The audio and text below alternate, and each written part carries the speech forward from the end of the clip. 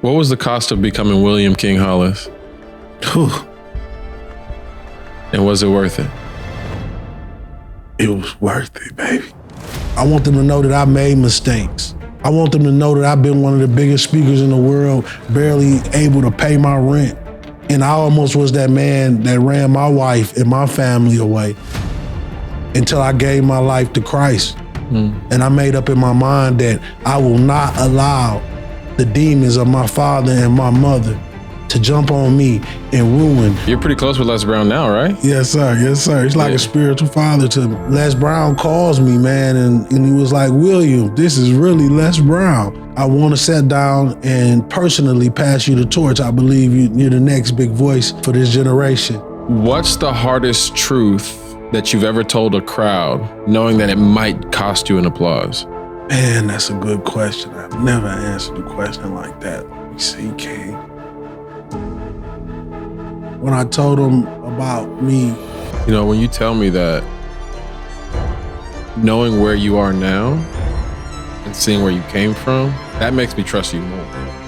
Because most people that have those types of demons, they're never gonna talk about it. People don't know how much of a dark place I was in. And I was falling in love with my dad again, bro. And 4 months later, he was left for dead. And my last parent, it broke me down, bro. I'm talking about the worst state I've ever been in my life. Almost lost my wife, my children, my family. Almost took me out. The world's been consumed by the death of Charlie Kirk. I just want to get your thoughts on that. As a father, I feel for his family.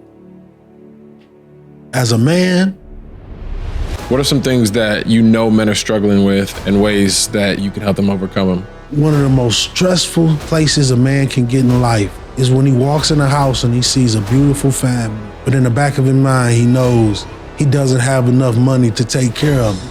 That's when I tell men. My last son was born. I remember my wife, hours later after having her stomach cut open, having a C-section, blood dried up on her stomach in pain, fight to get up to go hold her baby and take him for a walk. It was the most inspirational thing I ever seen in my life, man.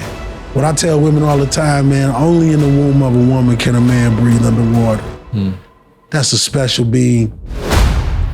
Welcome to the Sacred Thomas Podcast. All right, sitting down with William King Hollis.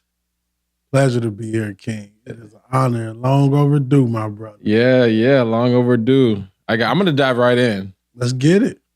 All right, so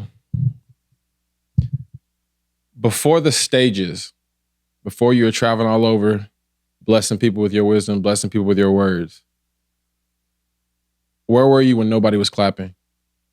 Man, I was in some dark places, man. I had lost my mom, to a heroin overdose. Father was incarcerated, and I kind of felt like a lot of young people feel today, man, is just extremely lost, searching for my purpose. Got injured in football, and football. A lot of athletes we know.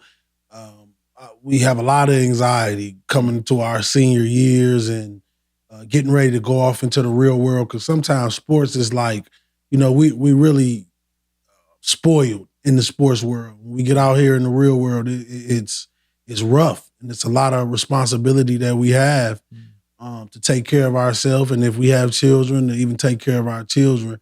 So I was in an identity crisis, man. Just trying to figure out what this kid from Pontiac, Michigan had to offer the world. At first it was just football, being on the team, having that brotherhood, being surrounded by a lot of brothers that grew up in the trenches, that grew up like me, trying to figure out what it is they want to do with their life. And football was that for me. So I just had to figure out what it was that God was calling me to do in my life, man. And he he directed all of this, man. Like I tell people these days, I can't take any credit for the things I have accomplished and some of the great things I've done. So you know, I can honestly say I was like anybody else, just searching for my why and my calling in life. So you were searching for your calling found you. For the audience that doesn't know, what was that calling? It was motivational speaking, man. It was telling my story to people all over the world. And how I kind of got started was I ended up homeless in Reading, Pennsylvania after I found out I cracked my vertebrae. And you know, I was basically homeless at this time. Took a arena league coaching job with the ASI Panthers out of Reading, Pennsylvania. And one day a teacher was at the game and she saw me talking to my defensive line. And, you know, at this point, I didn't even know I was a motivational speaker, but I was motivating these guys. We was kind of the same age. Coach just gave me a job, you know, when he found out I was injured. And, you know, one day I was sleeping at the Turkey Hill gas station. I woke up one morning, did my regular routine, went in and got coffee. And that teacher walked in and was like, her name was Mrs. Robinson for Reading Intermediate High School. And she asked me, she told me, I saw you speaking to your players. You're very inspirational. I was extremely shocked when she said that to me. And she told me to come down to the high school and talk to a group of young men. Man, I walked over to the school, spoke to, you know, about 5 to 7 young boys that's at the intermediate high school. Mm-hmm. And the intermediate high school, for those who don't know, is a school where a lot of kids go that may get in trouble in a regular high school, but they don't give up on them. And they just get a little more attention within that school. So I started off telling my story, and within, you know, 15, 20 minutes, those boys was in tears. Mm-hmm. And it almost drove me to tears. A lot of people don't realize, you know, telling your story, if you just sat down and tell your story one time, it'll be very emotional, because in the speed of life sometimes makes us forget everything we went through, you know, to even get to the place that we are right now in life. So after I left there, I was very emotional. Teacher told me it was absolutely amazing. I was walking back to the hotel, man, to commit suicide. I was getting ready to blow my brains out, bro. Telling my story really triggered me and made me realize that I didn't have my mother anymore. Made me realize that I didn't have football anymore. Just made me realize that I was back at the beginning of life, you know. I felt like I was reborn in a sense, but not in a good way. And right before I got back to that hotel to commit suicide, I got a call from Miss Robinson. She said, "How much do you charge to speak?" I didn't know what to say. I was like $75, $100, something like that. Didn't know nothing about speaking. Instead of going in there and in the bathroom and committing suicide, it was the Abraham Lincoln Hotel, downtown Reading, PA. Mm-hmm. I basically went in the computer room and searched up motivational speakers. And the first speech came up was Les Brown's Georgia Dome speech. And I watched him every single day leading up to my speech at the high school, the real high school. It wasn't at the intermediate high school. She set it up for the main high school. And over 400 students was in attendance. I gave my speech, got a standing ovation. And that's how William King Hollis started as a motivational speaker. Les Brown was someone you looked up. You're pretty close with Les Brown now, right? Yes, sir. Yes, sir. He's like a spiritual father to me. Yeah. Yeah. So fast forward, you know, a little bit into my career, I was making speeches on YouTube, and it's one of my famous speeches called The Journey. And it starts off with, we didn't come this far to only come this far. And Les Brown was actually in the hospital getting blood transfusion. He was battling cancer at this time. And one day I'm sitting in the projects of East Point, Georgia, and Les Brown calls me, man, and he said, "This is Mammy Baby Boy Les Brown." And I hung up the phone. It was early in the morning. I said, this is a this is a prank call or something, man. I don't believe this is him. And then he called me back and he was like, William, this is really Les Brown. I was in the hospital and I had my team find your information. I'm flying into Georgia. I want to sit down and do an interview with you and personally pass you the torch. I believe you're the next big voice for this generation. And we did that interview. He became a father figure to me.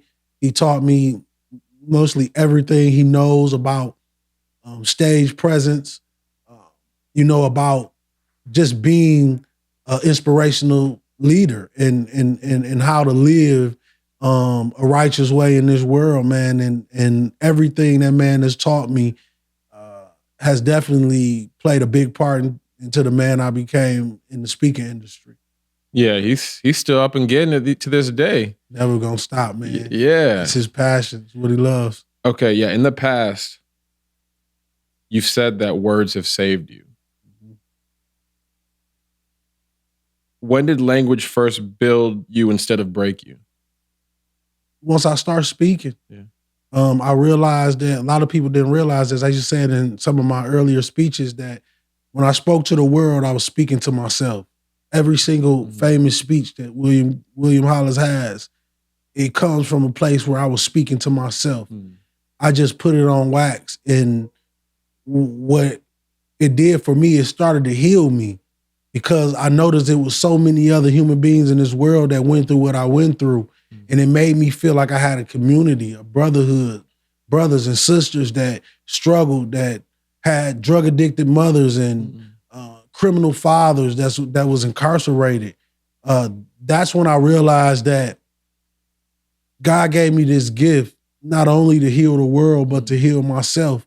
And that's when I knew that when I spoke, it was only God speaking through me.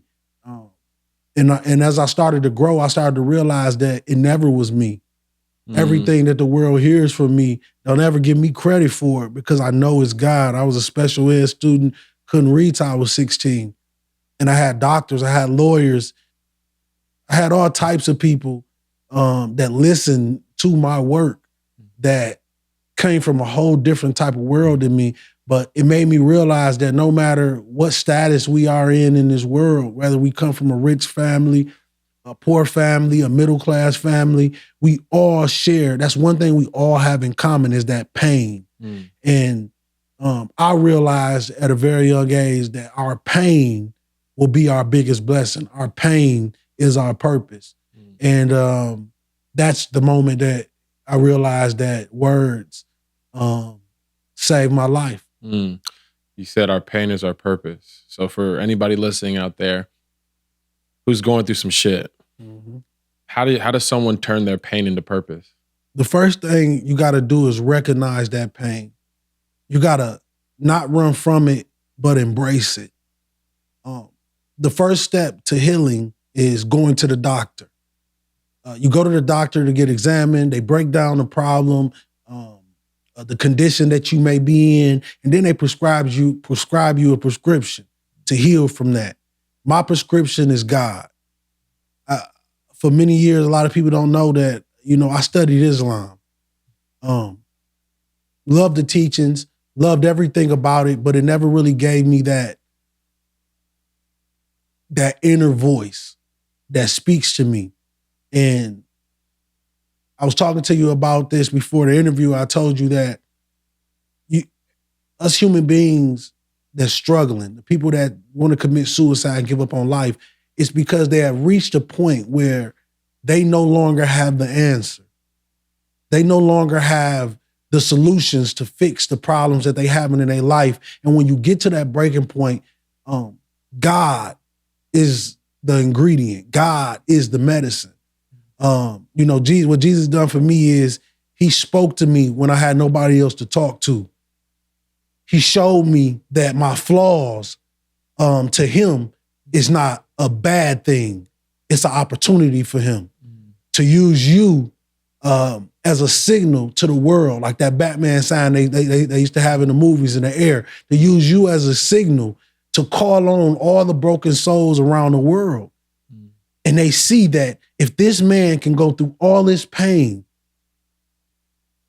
I can go through it and make it through too. So I became an example. And everybody in this world has a story that's an extra battery pack for another individual's life. And you can't allow that pain to take you out, because you living, your existence, your breath is so important to the next generation and people that's coming up underneath you, and maybe people older than you, because they never figured out how to let go of that pain. I look at life and human beings like the game of Operation. It's so powerful.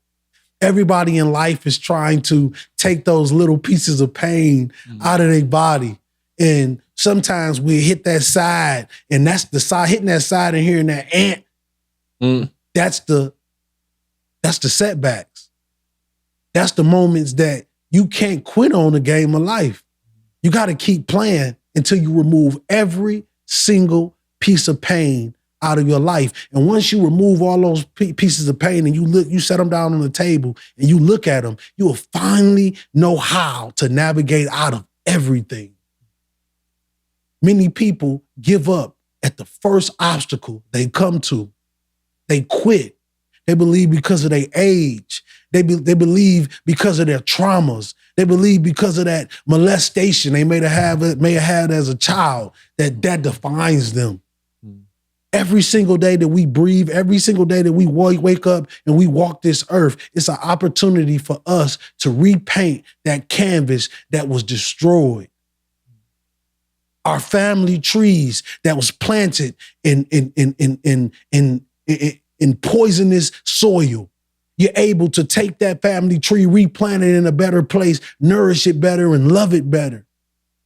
We have that opportunity, but most people are so stuck on that bad thing, that trauma, man, that tried to take them out, that tried to destroy them.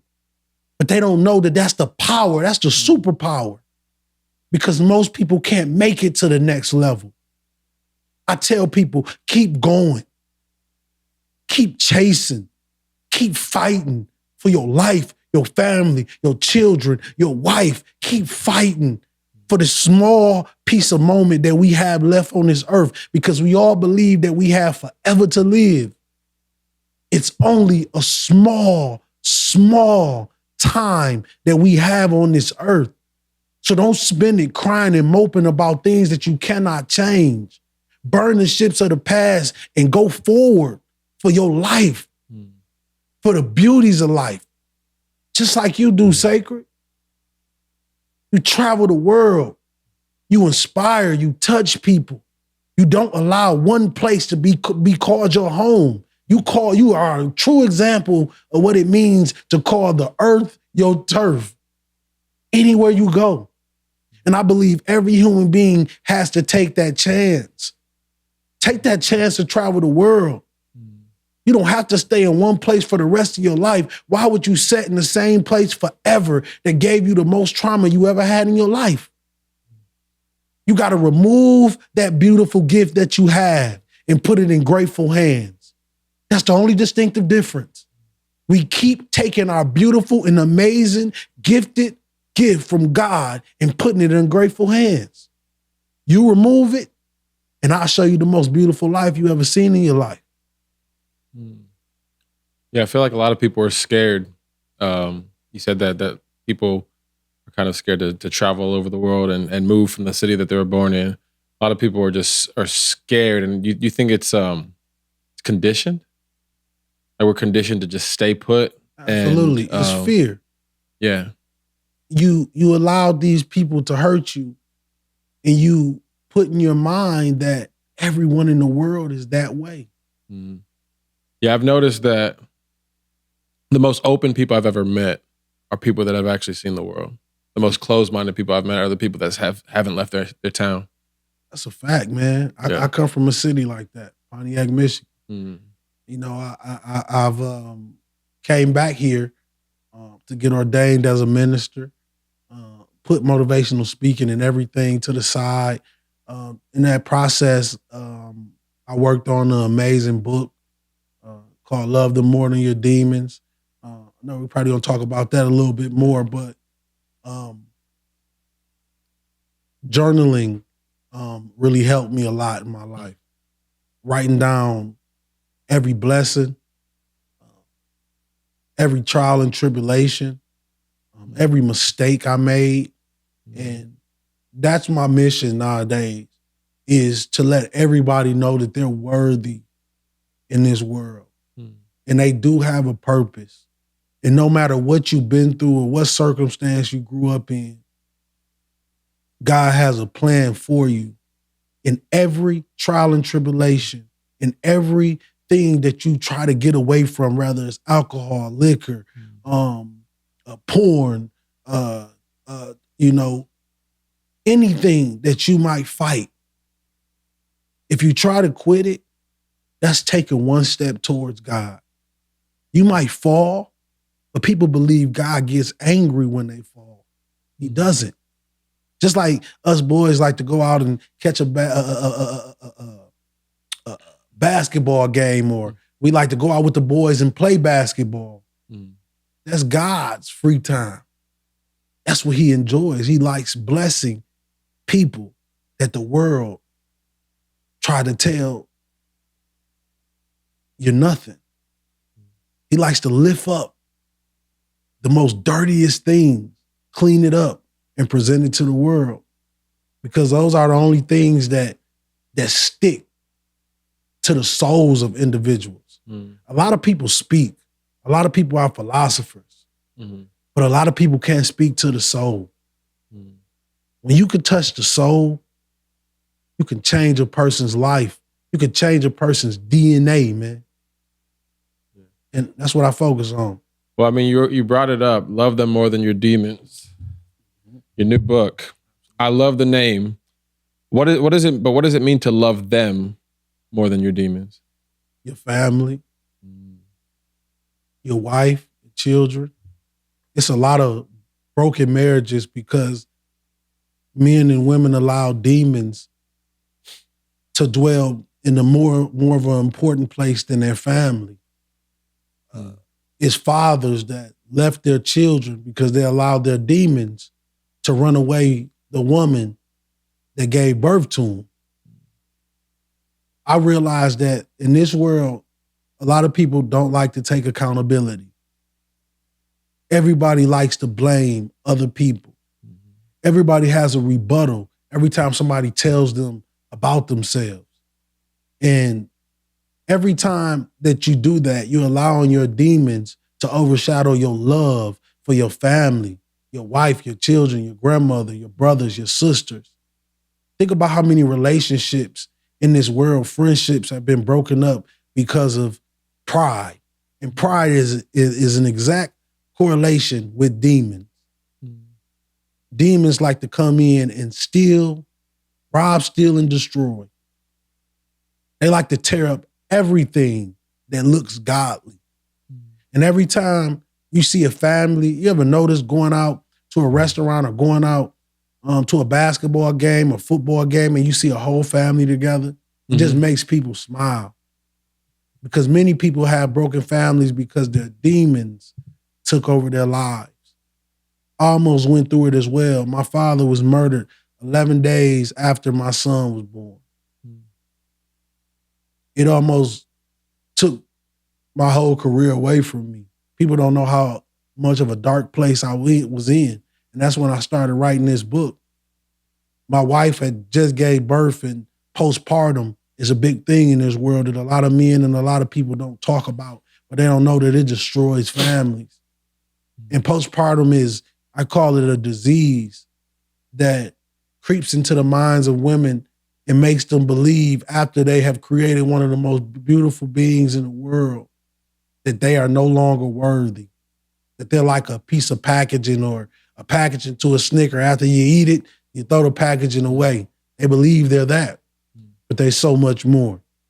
What I tell women all the time, man, only in the womb of a woman can a man breathe underwater. That's a special being. So love them more than your demons is teaching people that no matter what you go through in life, God is still with you. No matter what sin you commit, God died on the cross for you to be able to repent. He gave you an opportunity to start over every single day as long as you got air in your lungs. And love them more than your demons is a representation of my life. All these millions of people that listen to me on the internet and every morning, I want them to know that I'm human. I want them to know that I made mistakes. I want them to know that I've been one of the biggest speakers in the world, barely able to pay my rent. And I almost was that man that ran my wife and my family away until I gave my life to Christ. And I made up in my mind that I will not allow the demons of my father and my mother to jump on me and ruin the opportunity that I have to create a family that's beautiful under the eyes of God and beautiful in this world in general. This book is a life changer. Just like I said, I spoke to myself, I wrote to myself. This is my journal. This is my truth. This is a key to freedom for every human being that's locked and stuck in life and feel like they can't let their vices go. They can't change as a human being. But God didn't ask you to change everything overnight. He just wants you to take that step. You take one step towards him, he'll take 10. He just wants to see if you're committed to the kingdom. One of my favorite speakers, Dr. Miles Monroe, talked about not religion, but he talked about the kingdom of God, the place that we all searching to get to one day. And hopefully, Love Them More Than Your Demons will help people get to that next level. There's so many men out there. I know them, you know them, that they're struggling with vices, demons. What are some things that you know men are struggling with and ways that maybe you can help them overcome them? I feel like most men right now are struggling financially. They're struggling with the belief that they're not a man because they don't have millions of dollars in the bank account. They're struggling with the fact that every month it's on the edge of being able to pay the rent. And I tell people, one of the most stressful places a man can get in life is when he walks in a house and he sees a beautiful family that he created. But in the back of his mind, he knows he doesn't have enough money to take care of them. That's when I tell men, trust God. I don't care if it's the last day before you're about to get evicted. Trust God. I saw that man do amazing things in my life when I didn't know what to do with myself, when I didn't know how I was going to make the money. I'll just get a car and it's just enough to take care of my family for that month or at that time. We put too much trust into ourselves and not enough into God. And when you do that as a man, you get to the point where you at the brink of a mountain and you ready to jump. You ready to end your life. That's why so many men are killing themselves, man. It's because they don't know the power of God. You know, when I was younger, I used to think it was corny for men to just talk about God and, oh, yeah, God will do this. Oh, God will do this. But when you let him in your heart and you become filled with the Holy Ghost, you won't just hear about God. You'll meet him. You will hear him. Every time you got a problem, he'll give you a solution. But what a lot of men do is they go home, they pick up their bottle, they roll up their marijuana, they stay in a drunken, high state, and you can't hear God. God can't dwell in a dirty temple. He can't give you the direction in a dirty temple. He can only make an example out of you. And every day, when you go home and you know, I don't want to touch this bottle, I don't want to smoke this weed. But guess what? For some men, that's the only way they can go to sleep at night. because those demons are beating in their minds every single day, telling them that they're nothing, telling them that they're worthless. I was one of them. On top of the world, doing Super Bowl commercials, doing Under Armour commercials. I felt like I wasn't worthy of anything because the people that I wanted to save were gone. They were deceased. I think I saw a clip on your page where you said you met an angel. Yes, You met sir. an angel. Can you talk about that story? So I'm in Huntsville, Alabama. I'm in the back of the bar and I'm drinking, King. And it's a man that goes to the bar and he gets one shot. He grabs a shot, he takes a shot. He walks back to the back of the table with me and my boy, and he says, you look like a pretty cool guy. I'm thinking he just really, really drunk. He says to me, you know, you can't hear what God wants to tell you, intoxicated.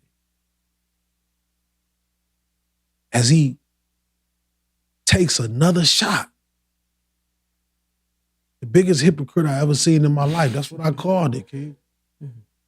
But you can understand how strange that'll be for a man to tell you to stop drinking while he's drinking. And what I took from that, Sacred, was I speak to people. I inspire people. And if I live this way, it's messages that I won't never get to men and women that's fighting to stay alive. I realized that this life is bigger than me. And when he told me that, he shook my hand. He walked out the bar. Before he left the bar, he gave me a phone number. He walked out the bar. I was very intoxicated. I called him that morning, and the phone didn't ring. I never talked or seen that man again in my life. And people call me crazy. Christian world called me psycho. They said, ain't no way a drunk man can be an angel.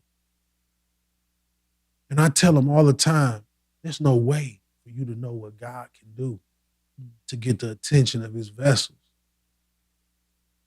And when he told me that, I came up with an assumption and I said, you know how many men die intoxicated and high and they couldn't hear their father? They couldn't call their father. So the men and women out there addicted to drugs right now, it's not promised for you to live tomorrow. It's not promised that you can still be living any moment. But make sure your temple is pure.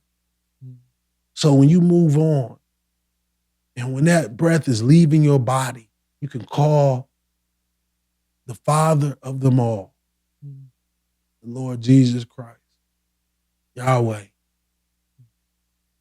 Because death is not scary when you have him. And I believe that man was sent by God to remind me of why God lifted me up as a homeless man into one of the top young speakers in the world. And I don't take it for granted. When I told that story, it's so many people wrote me messages of encounters with angels.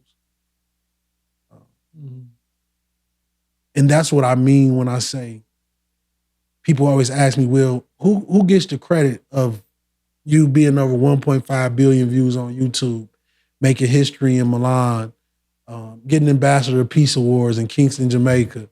Who gets that credit? I said, God became my manager. He became my PR. He became my father. He became my mother. He became the man that saved my life. And every single day, Sacred, that I get to wake up out of bed, I'm so thankful that I get to do this job. whether I'm paid hundreds of thousands, $1, $75, it don't matter. Because I know when I die, I'm going to a beautiful place to sit at the feet of my Father, to look at him. He can look at me and say, Will, you made me proud. You gave up the devil's world and you came into mine, the kingdom. And I'm just so grateful, man. I'm grateful for him putting his hands on me. Now, you said that you put motivational speaking on hold to become an ordained minister. I feel like those two can merge. Yes, but the difference is motivational speaking is talking about you. It's talking about me. It is the same family. It's just a quick switch. I removed myself and I added God. So I think having both of those under your tool belt is you'll be able to touch a lot more lives. Absolutely. Because, in motivational speaking, it makes you feel good for a moment or a season. But I want my people to understand after the motivation has ran all out, I want you to know that it's a long game that only God can take you through. Not William Hollis, not no speaker. Only God can take you the rest of the way. I brung you to the water, but God's going to split the sea. He's going to open the sea. He's going to help you walk through them storms that no human being has the capabilities of doing for you. And that's the distinctive difference that God called me when he saved my life, when he kept me alive multiple times when I wanted to take my life. I owe God. I owe God to bring people to his kingdom. And it's a very important job to me. And it's much more important than me. Yeah. One of my favorite quotes is, I'm the type to pray for something, then go out and get what I pray for. Amen. What do you think about that? That's my life. Yeah. That's my life sacred. I've always been intimidating. My voice, my presence, my aura, it always intimidated people. And one of the main reasons I never really, I ran away from church is because people would envy me inside the church. Even if I come as a little humble young man searching for the word, a baby in Christ, they would always make me feel like it was something wrong with me. The first thing they would always say is humble. They always say humble. Even when I'm coming, head bowed, they would say humble. And, some people use that humble word to cover up the envy that they have for you. They want you, humble simply means to be. Be you. If me being me or you being you offend someone, they got to take that up with God. You have a very intense presence, but I like it. Absolutely. I'm not intimidated by it, but I think some people are. Absolutely. Absolutely. I think, but for me, like when I'm around you, I know even in the past, I've always felt energized, like I can run through a wall. Yeah. Just from your presence alone. So I think, if someone's meeting you for the first time and immediately their first thought is, wait, you need to be more humble. That might be a thought for introspection. Absolutely. Yeah. Everybody's so full of themselves, sacred. Everybody wants to be the star. Even the barbers these days, you can't even go get a haircut without people acting Hollywood. I'm just looking for a great barber with that loves the art of cutting hair and does a great job because it makes people feel good when they get out your chair. I deal with so many people that turn Hollywood, but grace. Grace is what saved my life, man. I watched so many people have grace for me when I was in my cocky and arrogant phase. Even when as a speaker, I wasn't the best friend or the best guy in the world doing that because speaking kind of just came to me naturally, and it started to lift me up in higher places. But I wasn't transforming into the man that can sit in that seat and be a real leader. You know, traveling and meeting all these social media individuals and these guys that's real heavy on the internet. One thing I realized, they're all like characters. They just created a alter ego, and every time the camera comes on, they make it look like that's who they are. But when I started to think about who is this person when the lights are off, they're alone in that bedroom, they're thinking about their life. I want to know who that person is when the camera and the lights are off. That's why I say it's extremely hard to find real friends, because 95% of the world is being someone that they really are not. And only 5% is being the person God called them to be, which is them. And it's like a needle in a haystack. It's very hard to find genuine, good people in this world today. It's mostly every human being you meet daily, they're gonna have a motive of why they're in front of you or why they wanted to be in your presence. Some people know how to cover it up a little bit better. But me, with God, he gives you these X-ray vision glasses, man, and you can see through everything. I can see when you're lying. I can see when you're telling the truth. But even if you lie to me, I thank the Lord for his grace that he has given me for people. Because I have not always had grace. I have been terrible, mean, a bully.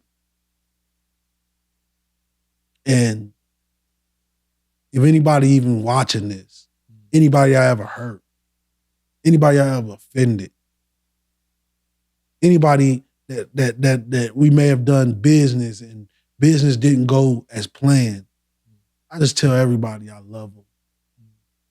And I simply apologize if I hurt anybody in this world, because I'm a new creature now. Yeah, you said that, and I've noticed it too. As you start growing on social media, you start meeting people, and there is a difference between who they are on camera and who they are off camera. And even like, I'm not even afraid to admit that not everyone's ever gonna know me on camera, and I try to merge the two, but it's really tough. So you were saying your journey was you started speaking, and you were, all of these opportunities were coming to you, but that doesn't necessarily mean that you were actually, how do I put this? You were probably still doing things that weren't necessarily useful for your ultimate purpose. Absolutely. So how did you start to merge the two? It's just finding God, right? I believe that,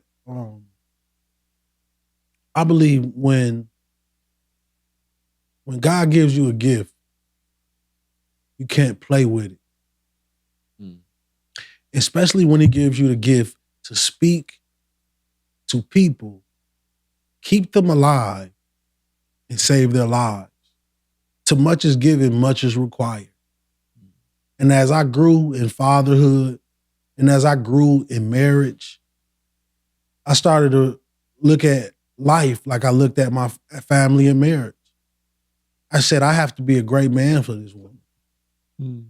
I have to be a great example for my two boys and my girls. And once that conviction comes from God, there's nothing you can do to run from it. Even if you want to lie, God will stop it. He'll convict you before you even say the words.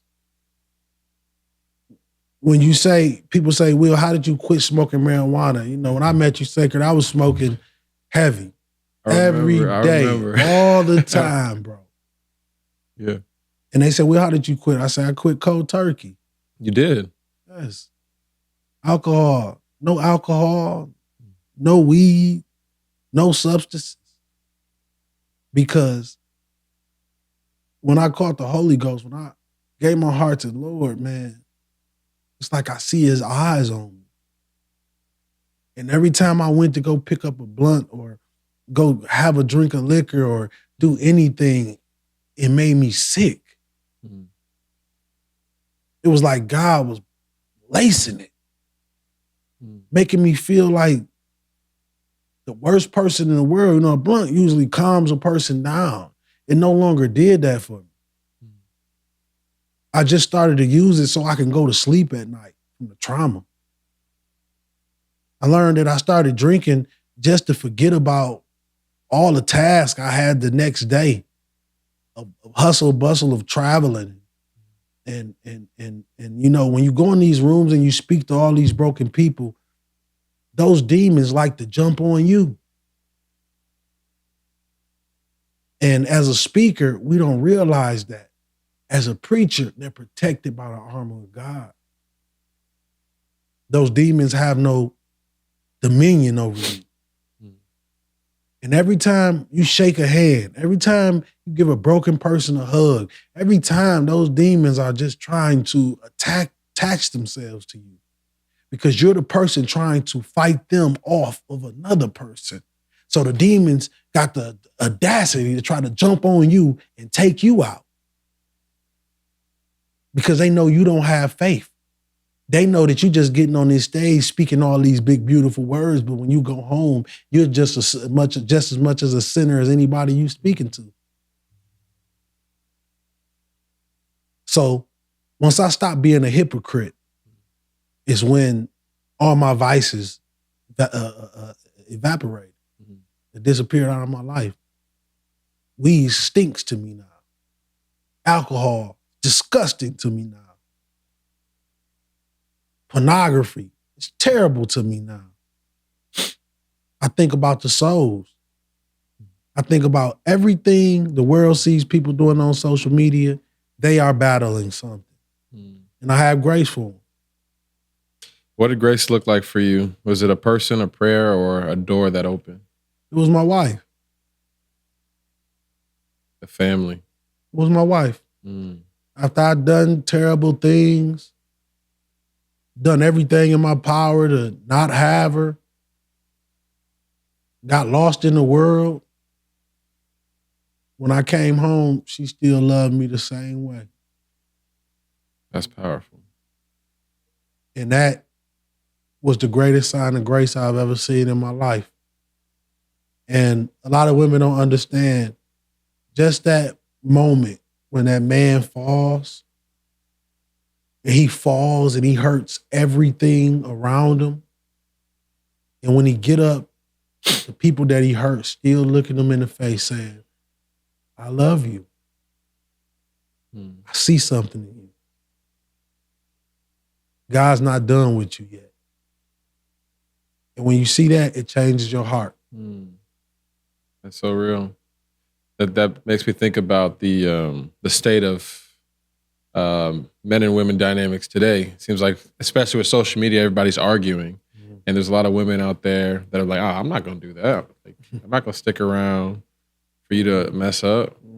And men too, you know? What do you say to the dynamic that men and women, we're just fighting each other rather than trying to come together to actually understand each other? I believe what has happened is women have become fed up with being the pincushions, the punching bag. Women have reversed the roles. Now men are more in church than women are. The world knows, and the powerful people that control the world knows, if we destroy the woman, we destroy the world. And now you got a group of women that have become so fed up of being cheated on, hurt, beaten. They change the tables. They turn the tables around. And now they hurt men. That's why you hear about all these deaths, true crime stories all on YouTube of men killing their woman. Because the truth of the matter is, Men can't take the same pain a woman takes. You're right about that. Men are more emotional than women these days.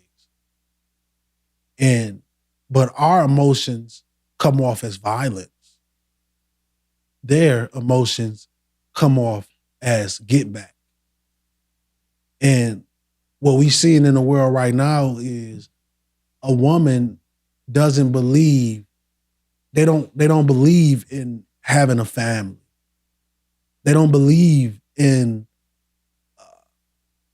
coming home and doing laundry and folding clothes or cooking dinner.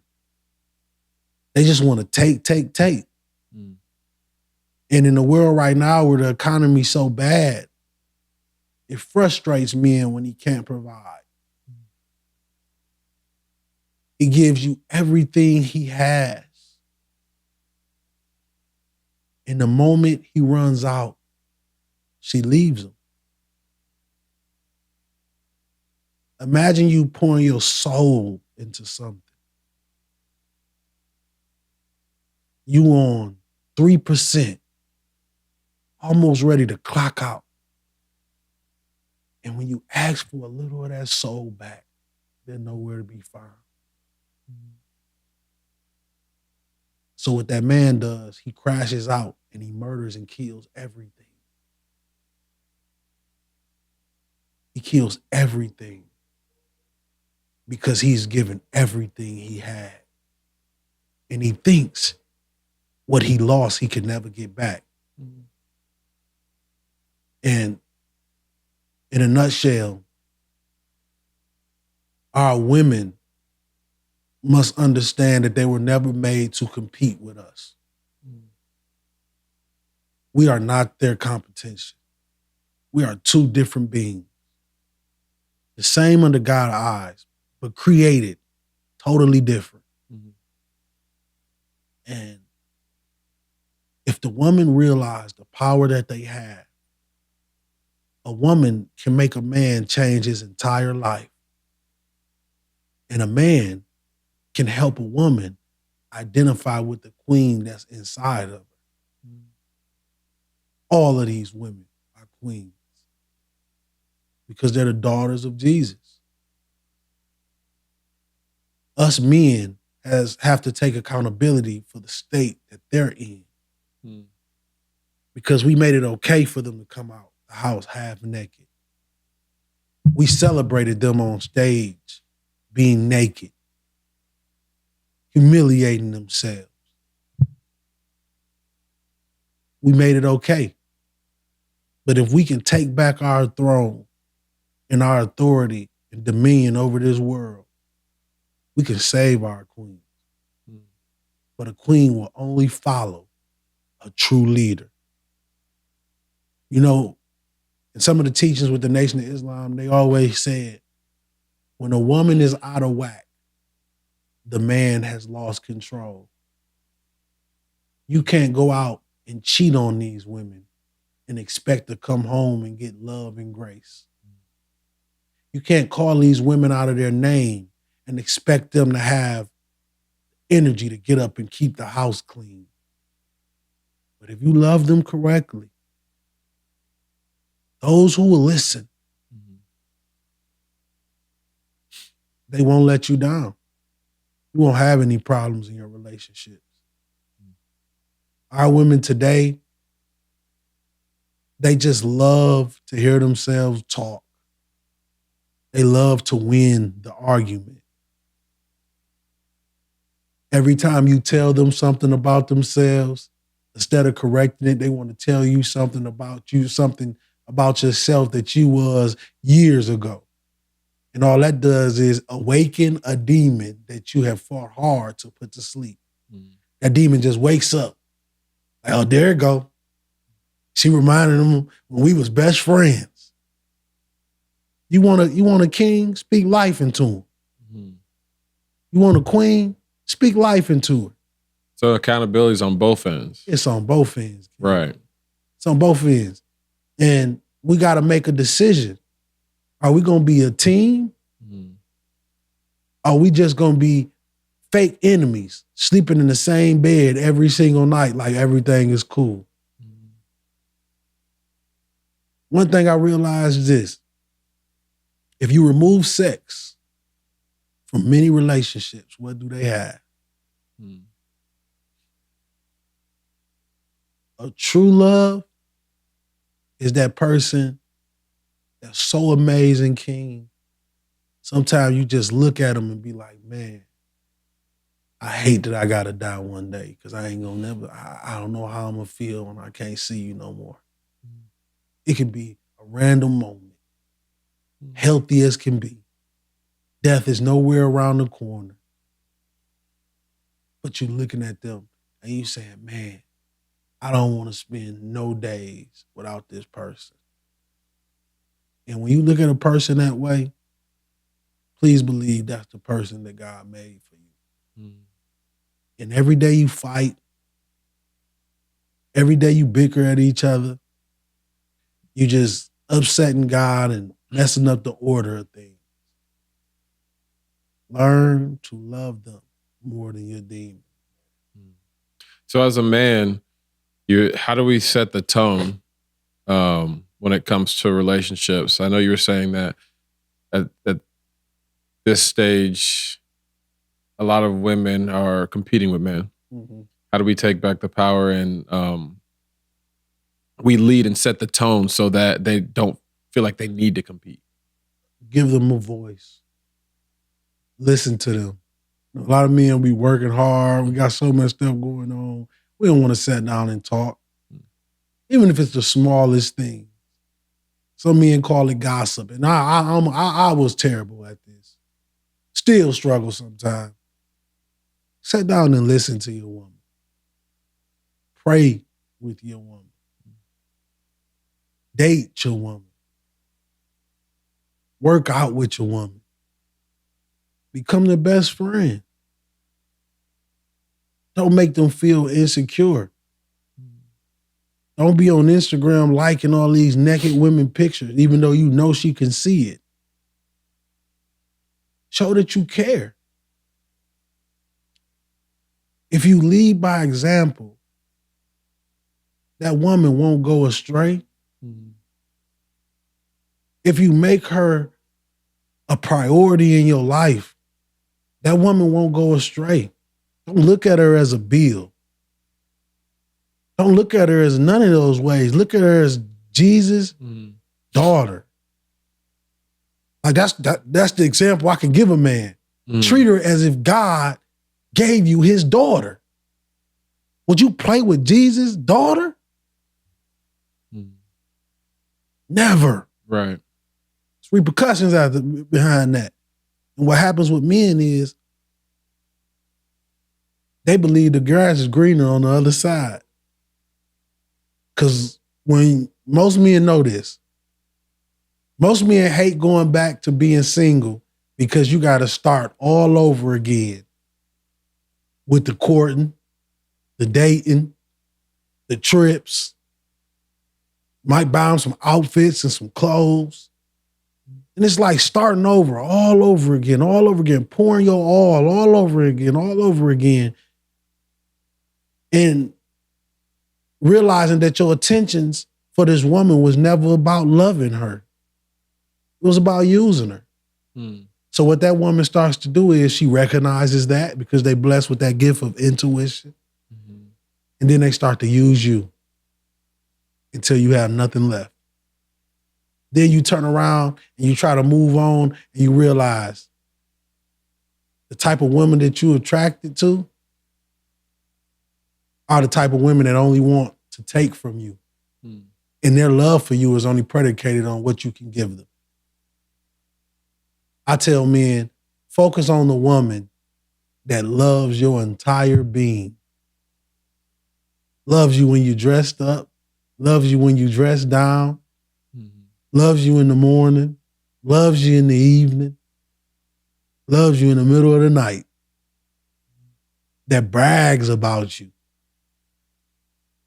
And most men run away from those women to go after the ones that only want to use them. Right. It's I like to say, think about what the presentation is going to attract. Amen. If you're presenting yourself flashing money, flashing watches, flashing clothes, what are you going to attract? If you're leading with your character, what are you going to attract, right? Yes, sir. And I recognize that when you don't offer a woman anything, when you don't go all out and spend all this money on all these things, she respects you more. Because if you can get a woman off just from who you are, you a king, brother. And I think most men feel this way. They want to spend money on the woman who doesn't necessarily lead with asking for it. The one who doesn't ask for it is the one you want to spend it on. Exactly. Right? Exactly.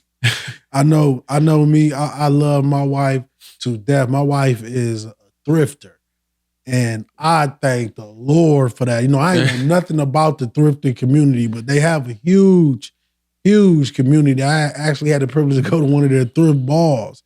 And these women go into these thrift stores and find name brand, $1,000 worth of pants, $1,000 worth of shoes, and they buy it at $15, $20, $30.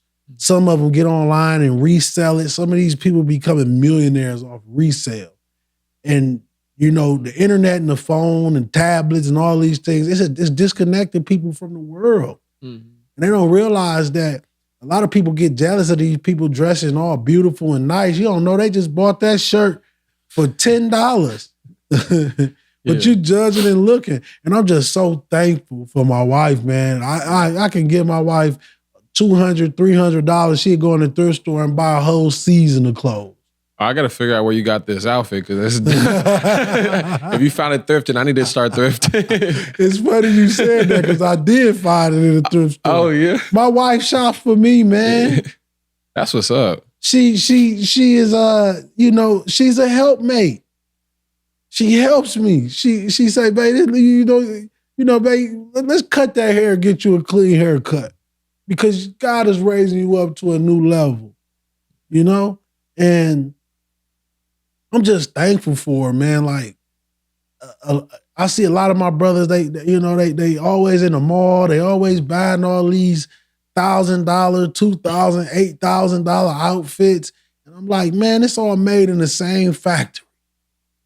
Soon as they make that name brand one, they make an off-brand one with the same material they made the name brand one with. So I'm just thankful and lucky I found a wife that's not materialistic. Don't mind doing her own hair. Don't mind going into the thrift store to buy a new outfit if we got a major event or a ball. She finds just as nice stuff as they got on that they just went into the Louis Vuitton store and bought. It's amazing to me. She opened my eyes, man. Coming from a city like Michigan where a lot of people are very materialistic, you know? And I tell every man, hey, you find a thrifting woman, keep her. Keep her, I'm telling you. Absolutely. Absolutely. All right, we're going to switch gears. I got you. What's the hardest truth that you've ever told a crowd, knowing that it might cost you an applause? Man, that's a good question. I've never answered a question like that. See, King. When I told them about me traveling with my father, selling heroin all over the United States, selling poison to my people. I was only 15, 16 years old, taking trips with my father.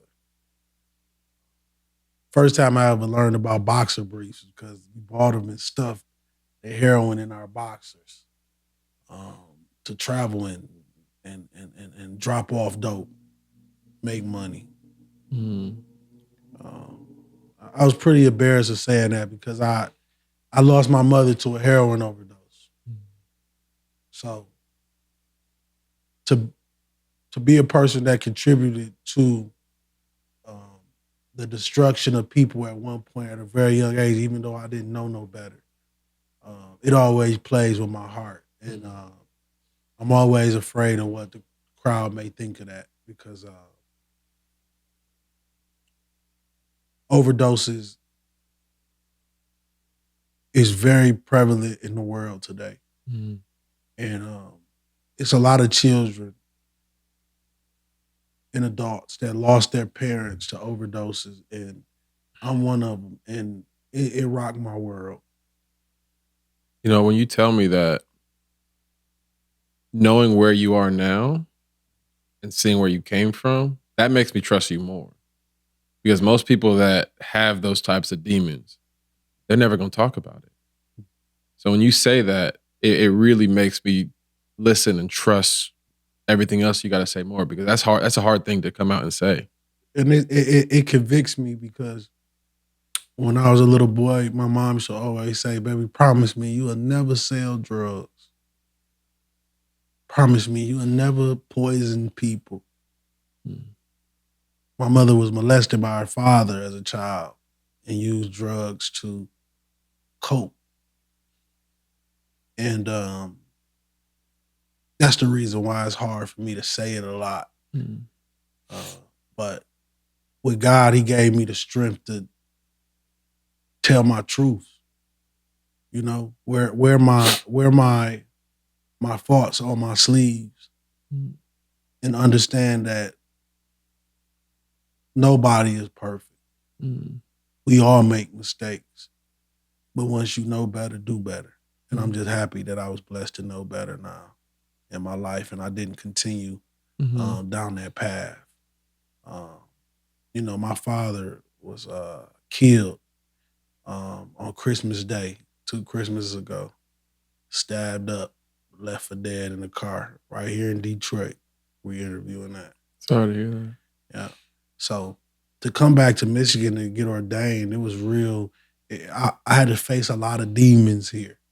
Had to ride past restaurants, my old house my mom used to stay in. Um, I had to face a lot of things that I ran away from for a very long time. You said 2 Christmases ago? Yeah. How do you deal with that? And how do you I couldn't imagine that.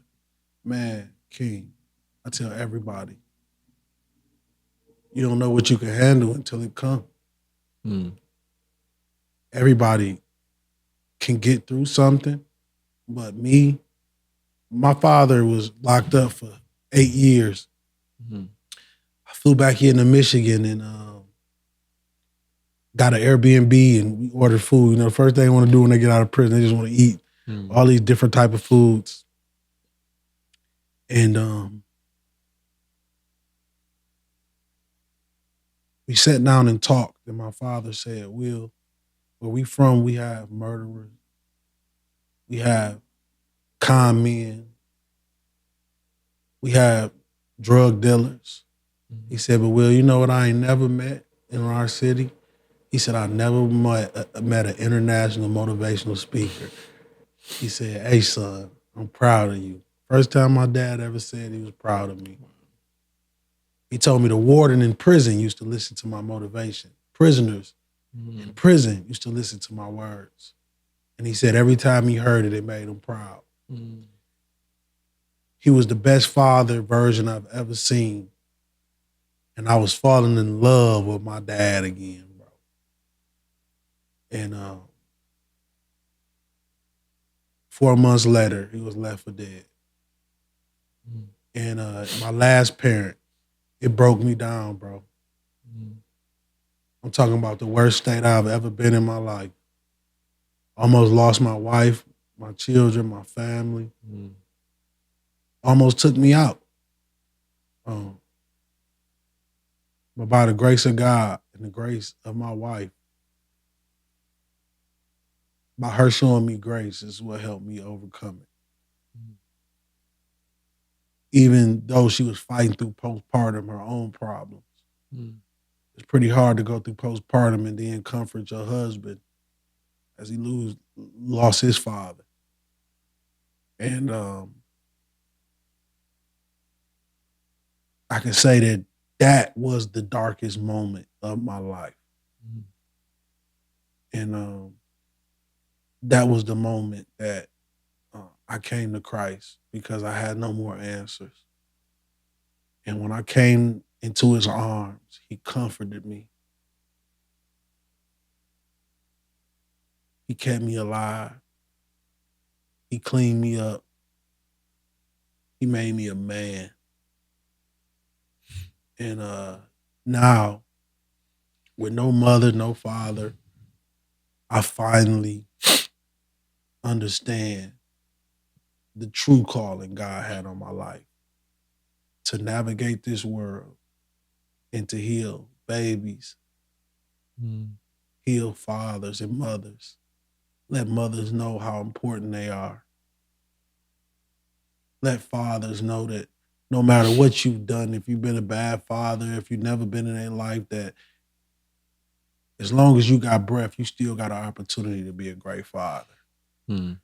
None of your mistakes are your identity. And this world has a huge problem of trying to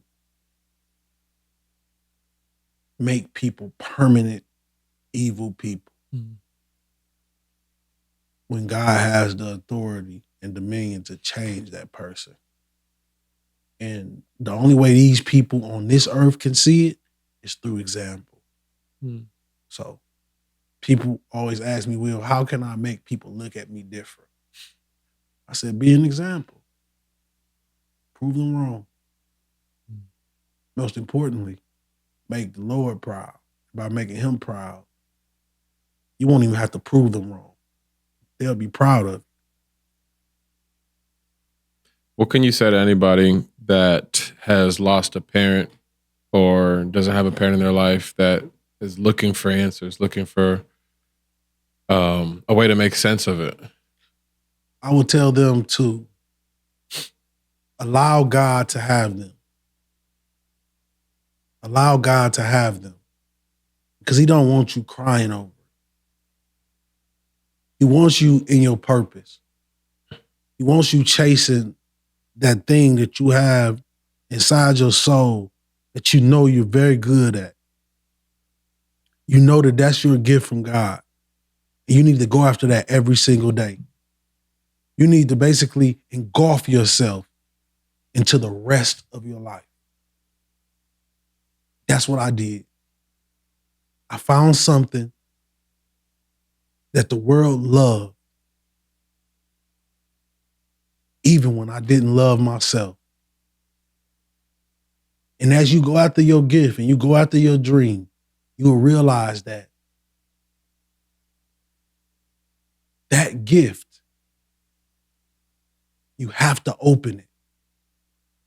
Because if you don't, you will dwell on all the things you lost because you never opened the gift and seen what God has already given you. And that's the beauty about God. He leaves that gift right down inside of you. Only you know about it. Only you can do it. Nobody can steal it from you because it's inside of you. When I die, there won't be too many more men like William King Hollis, that voice that shook the internet. It's only going to be one me. And everybody got to understand that we all have something that the world has never seen. But what we do is we pay attention to the internet. We pay attention to this world. And instead of becoming the original copy, we become carbon copies. So I will tell every child that lost their parent to let God have them and allow God to use you the rest of the way. He's passing you the baton. He's passing you the torch to carry for your family and your legacy. Don't dwell on the dead. That's so real.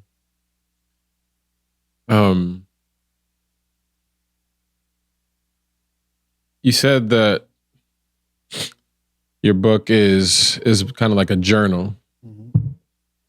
I know when I've written in my journal, I've gotten emotional. What chapter or what page cost you your tears to write? It's funny, I put it's right here. It's chapter 3, Loving Through the Storm. Loving through the storm is when everything has crumbled. Everything has been ruined. You still can look at your fellow brother and your family and love them, even though you going through pain.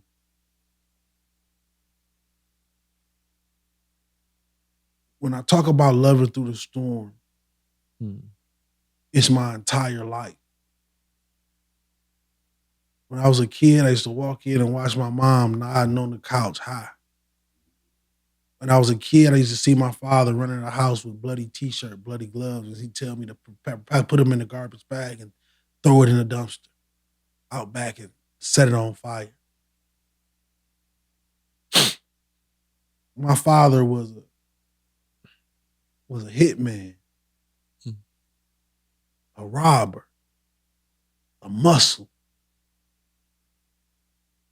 And one of the greatest things I realized as a man today is he loved his children, no matter what he went through. My father was one of the top defensive tackles in the country in the 80s. He was at the University of Indiana. He came back home to Michigan for spring break. His little brother, my Uncle Oliver, may he rest in peace, he told him he was going to pick him up from the Greyhound station.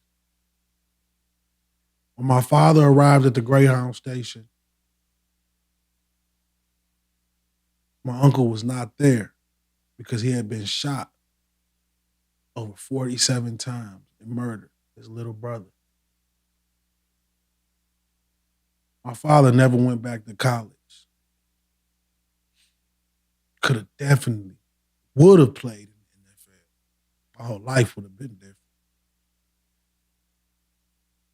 And for my dad's entire life, he blamed himself for the death of my uncle.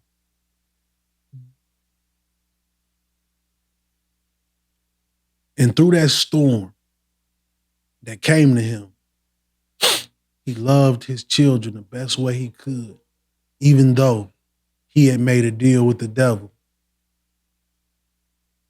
to bring terror amongst this world and to knock down anything that stood in his way.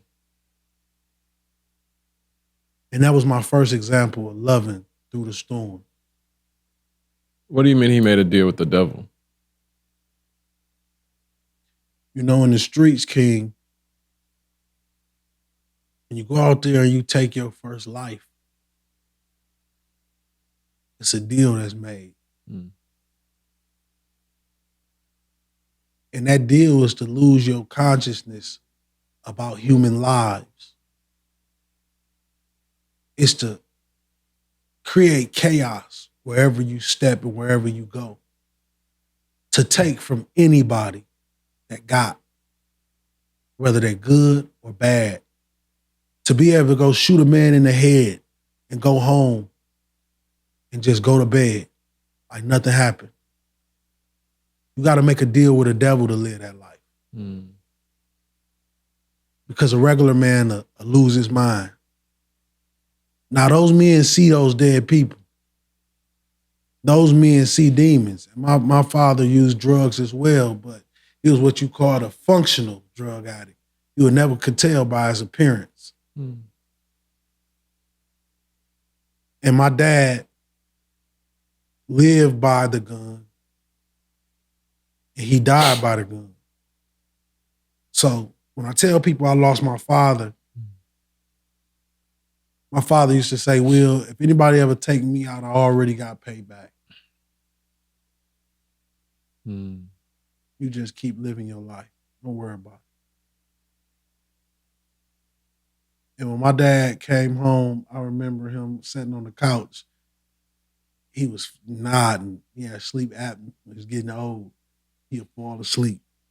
He'd just fall asleep. And I remember as a son looking at him, as a little boy, you look at your dad as a giant, Mm. the biggest and toughest in the world. And all I saw was an old, tired man. Mhm. And I remember my father telling me, "Well, I'm tired, man." And that's what the devil does, man. He uses you while you're strong and leads you to hell when you're weak.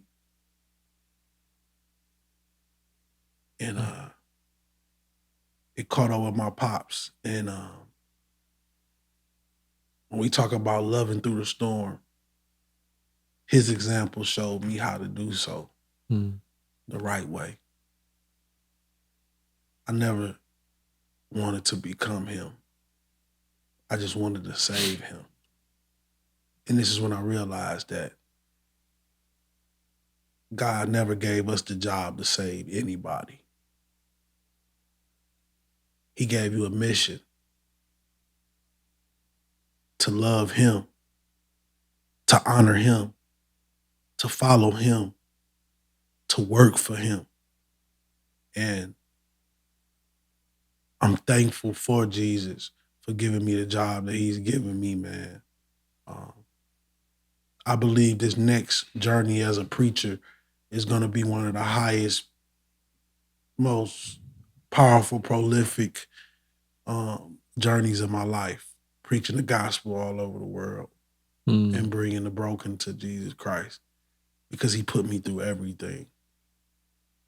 So when I'm out in this world, you want to talk about killing, you want to talk about murder, you want to talk about drugs, I see that I've done it. Mm. I lost them too. So what? So what? And when you could talk to that street guy like that, Mm. when you can look at a drug addicted mother and give her a message and tell her that your baby waiting for you to come home. He's crying every single night. He's worried about you. Only God could have gave me that. And he can only give it to me by example. Mm. Because I was afraid at night. I would go into crack houses to save my mother. I've done it all. If I was a street cat, I'd be a drug lord. Because my ability to communicate, Mm. I can use this tongue for the glory, or I can use this tongue for evil. I just thank Jesus so much Mm. for helping me use it for the good. Mm. And I think it's from the outside, it looks terrible, everything that's happened to you in your life. But when you zoom out, I really think that every individual on this earth has the power to touch only a certain amount of people. About the power to affect a certain amount of people with their words, with their presence. And I think you went through what you went through in order to be able to, like, people who have similar backgrounds, similar upbringing, similar trauma, similar pain, they'll listen to you. They may not listen to me, but they'll listen to you. We might be saying the same exact thing, but because they relate with you, you have the power to actually make a difference. So, Yes, sir. Yes, sir. yeah. You have a chapter about fear. What's one lie that fear's told you over the years?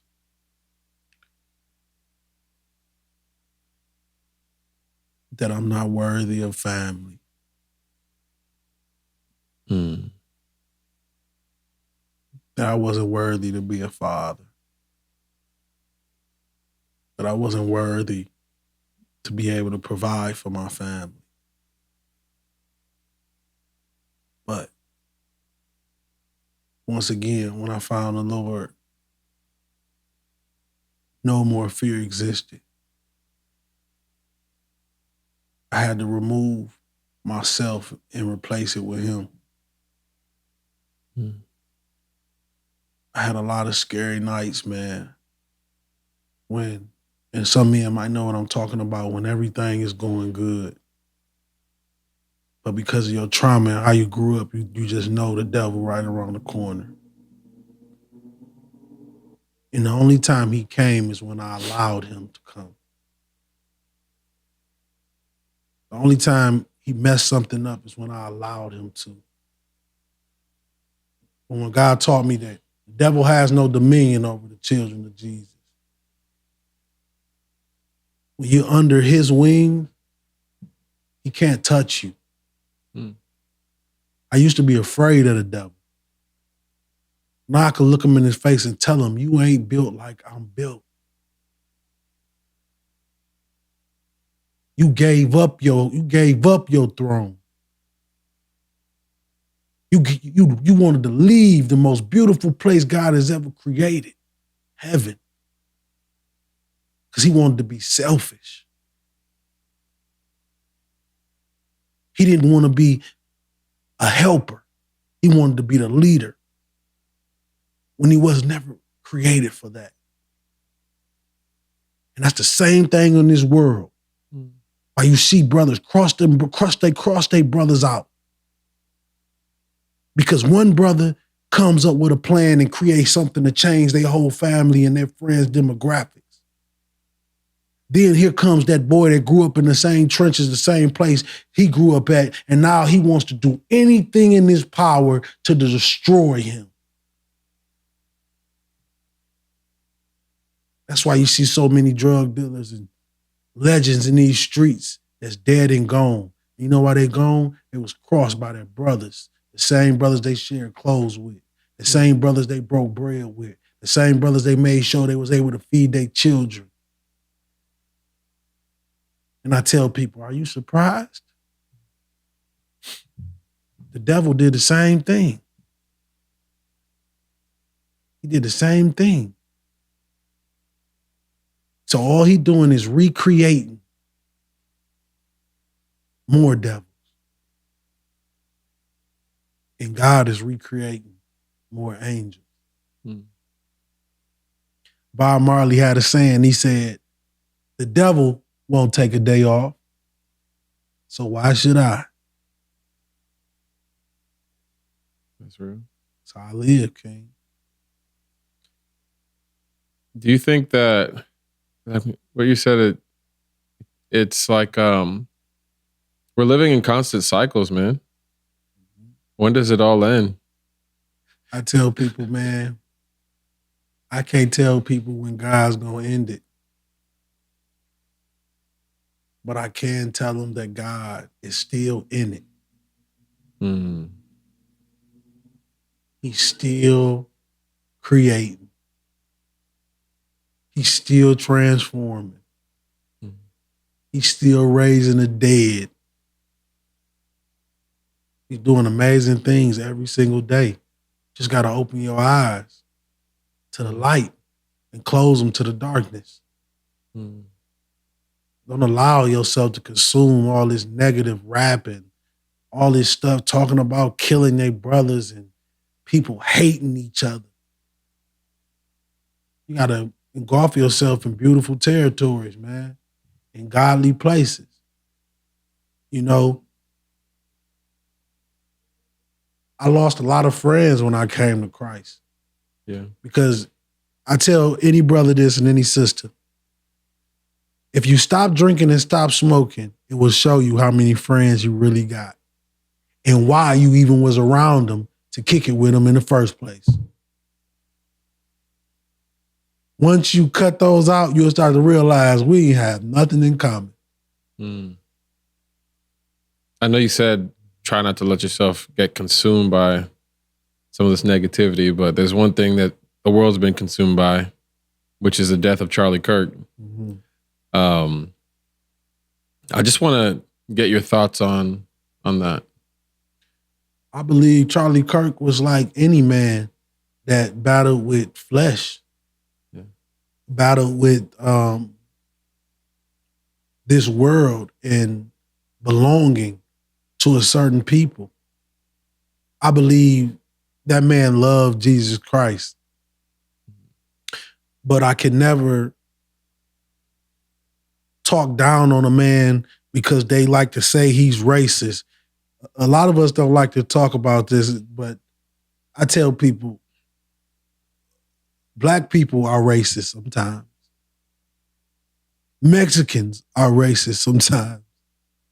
Jews are racist sometimes. Everybody has a problem with something that they don't know.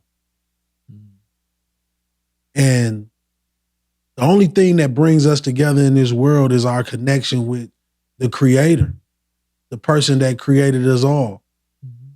And one thing I noticed about Charlie Kirk, he was unapologetic and he believed in what he believed in. That's where he was raised. If that's where you raised, that's how you was raised.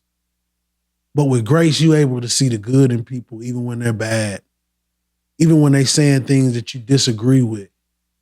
I learned that truly becoming a man is being able to listen to a man's point of view and not get angry with him, but try to understand why he speaks that way or why he thinks that way. Racism is a taught thing. It's not something you're born with. Mm-hmm. The man was only 31 years old. He was still a kid. One of the most greatest debaters I've ever seen. One thing that caught my eye that introduced me to Charlie Kirk is when he talked about the mass incarceration of Black fathers. Mm. Why crime was so high in our communities because of the lack of fathers. You know, our people sometimes, Sacred, we really struggle with that accountability, bro. We really struggle with blaming other individuals for a lot of issues that we never came together to fix. Mm-hmm. The majority of Black city is ran by a lot of Black mayors. Like my city, Pontiac, Michigan, had 2 to 3 Black mayors. And in every single one of those mayors, money always came up missing. Youth centers was never built. Roads were never fixed. Prosecutions of money laundering always comes about. And what we're seeing right now, Sacred, in our community is the repercussions of that. Mm-hmm. Our children has hit the breaking point. Now it's all destruction. And when you talk about Charlie Kirk, he talked about these things. Mm-hmm. He talked about accountability. You know, a lot of us play sports, right? And we have, you know, that Caucasian boy on the team, or sometimes the majority is Caucasian. It's just a few Black guys that's on the team. And you will hear the different things that, you know, they'll make a couple racist jokes. They'll do this, they'll do that. We'll do the same thing to them. Mm. But one thing I realized in that locker room, man, when it was game time, we was a family. Mm. And I believe when the world came down to its worst point, I believe Charlie Kirk would have been all in the game of fighting for America. All his views and judgment contradicted his walk with Christ. Mm-hmm. But who am I to say somebody is terrible or they're not a man of God because they make mistakes? That's why I wrote this book. Mm-hmm. Every human being makes mistakes. Every human being says things that they're not supposed to say. He just said it on camera. This is true. My thing with, I just did a whole hour-long podcast specifically on Charlie Kirk. Absolutely. Right before this. And I'm with you when it comes to his faith. You can't deny it. Mm-hmm. I've listened to speeches at length, and he says a lot of great things. But he's also said a lot of things that have made me think that he doesn't have my best interest at heart. So The whole situation, I think, is terrible. No one deserves to lose their life Never. for their voice in front of their family, in front of their wife, kids, in front of all those people. Mm-hmm. No one deserves that. I don't care what you're saying. Absolutely. I can say that. My thing is when it comes to speaking to a lot of people that are Charlie Kirk supporters, Mm-hmm. I've seen that they don't want to give an inch and even say that he was a flawed man. Mm-hmm. And it seems like they're using religion as a shield. Mm-hmm. But do their opinion really matter? It doesn't. It doesn't matter. But if we're talking about, hey, let's both sit at the table and hash it out and talk about our differences of opinions, there's got to be some type of give and take. I believe that God just put fear in a lot of people. Mm-hmm. I don't have to go into detail. God just put fear into a lot of people. He did.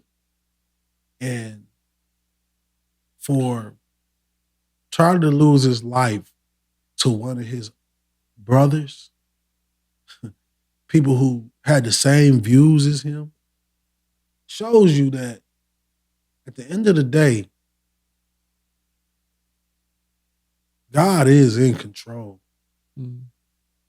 There's nothing that happens on this earth without God's authority. And one thing about playing with God, man, God ain't this nice man that everybody think he is. He's firm. He loves you, but he will punish you. So what I can say is, if you are going to speak the word of God, you better make sure you are a living example of that. Because he doesn't like anybody that pretends to be with him. And when I talk about all these people, I got phone calls from pastors. I made a video on Charlie Kirk talking about how I loved how he talked about Jesus Christ in the open and to the world. And I got so much backlash from my community, and I love them. I've been speaking to my community most of my whole career. Mm-hmm. And they got mad at me because I told them, God didn't give me the authority to judge. It's not my job. Mm-hmm. When I see men struggling and falling, I pray for them. Yeah. That's my mentality. I'm gonna pray for you, brother. If you hate me, I love you. Mm-hmm. If you try to harm me, I'm gonna protect myself. Just like the Lord. He loves you, but he'll punish you. Mm-hmm. I ain't one of them Christians. Christians ain't soft. We ride just as much as the biggest gangster. We ride just as we gonna ride and protect our family just like any other man. Mm-hmm. But words ain't enough to stir me up to want to kill or hurt a person. Right. So when they judged that man after he died, when they made jokes of the living dead, jokes of the dead, I read my Bible. I know what's right and what's wrong. I know it's been plenty of talks where leaders in our world talked about the white man, called them a devil and called them all these things, but they wasn't shot in the head or killed. Mm-hmm. The only ones that was killed is the ones that tried to unite. Mm-hmm. Not the ones just talking nonsense, but the ones that talk about uniting. We are black, white, yellow, orange. We are all brothers and sisters in Christ. We all have the same Father. Mm-hmm. No matter the color. And right now, the world is trying to create a race war right in front of our eyes. But the kid that was just hung in Delta State, Mm-hmm. the lynchings of truck drivers coming through the South, They want to create a race war so bad, man. But God spoke about this. He talked about these days of division when the devil was going to try to divide his people. Mm-hmm. It's going to be people speaking long after we dead and gone, Sacred. But the one that's going to continue to work to heal this land is Jesus Christ. Mm-hmm. So I remove myself from the judgment of a man or a woman because I was never a perfect man. I've said a lot of things that could have got me shot like Charlie Kirk. But I just ain't have the audacity to put it on camera. Mm-hmm. So I didn't allow those demons to come get me. Mm-hmm. Charlie was a talented man, mm-hmm. a very well-spoken man. Every time I looked at his page, I loved his video, playing with his daughter, that human experience, mm-hmm. his wife. But who's to say if Charlie Kirk lived on, some of that rhetoric, some of that anger wouldn't have changed if God just kept chipping away. And it's very sad that his daughters and his wife won't be able to see him anymore. Mm-hmm. And as a father, I feel for his family. As a man, no, I didn't agree with everything he said. Mm-hmm. But I don't agree with some of the stuff my brothers and sisters say either sometimes. Mm. Now, I love him. Right. I will say this. I know we're kind of derailed, but one thing I just want people to note is even for people who have a difference of opinion on the situation as me, mm-hmm. Charlie Kirk, one thing that he did preach was the freedom to say and the freedom to stand for something, stand for your opinion, the freedom of speech. So I want people to take note of the powers that be that are trying to deny people that freedom of speech. Mm-hmm. The people that are getting fired for their opinion. Absolutely. It's definitely wrong. So, but you said that when you spoke about it, there was your own people coming at you. Mm-hmm. Why do you think that was? A lot of people amongst our community are very confused, bro. They have this addiction of wanting to tear down their own. And I said, if we had this same energy of bashing this man towards our brothers killing each other, we might make some type of step forward of becoming a better community. It just seems as if we never take this type of energy towards the people that are destroying our communities. And they have this thing of blaming everything on somebody else. They're using the same things that Malcolm X used to say. And if Malcolm X was alive, he would be able to tell these people in the world that we've came a mighty long way. But we're stuck, King. Mm-hmm. We're stuck in this ignorance. We stuck in this twerking and dressing half naked and being a gangster, glorifying and celebrating men that come out of prison more than their nephews and cousins graduating from college. It's a real sick condition. But one thing I can say about my people, mm-hmm. that if we can come together, change narratives that's been rooted in our neighborhoods for so many years, we can be some of the most powerful people in the world. Mhm. And even if I'm not here to see that, I just want to be a spark. I want to be a part of the spark to see our brothers come together and stop killing each other. Mhm. And I think we're on the way to changing that narrative and doing that little bit by little, piece by piece. But I think there's also a powers that be that doesn't want us to elevate. Absolutely. I think with the music you're talking about, with the rhetoric, with who our heroes are, instead of us having heroes as the coaches that are in our neighborhood, you know, where our heroes are Little Dirks, exactly little babies. Yeah, exactly. So And that's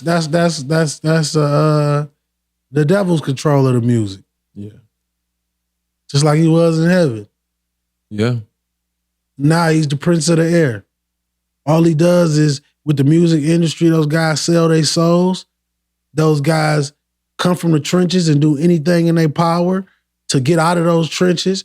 And a man comes to them and say, hey, I want you to lead your people to destruction. I'm going to give you a couple dollars for it. You're going to have more than them. You're going to be able to stunt, pull up in foreigns, look good on this earth. But they don't know that they are destroying their souls. Everything the devil gave these men, God is going to take it. He has the last say so. If you look at some of the greatest artists in the world, all of their deaths are mysterious and weird. It's because you have to make that commitment and sell your soul to get to a certain level in this world, man. Because the devil is the prince of the air.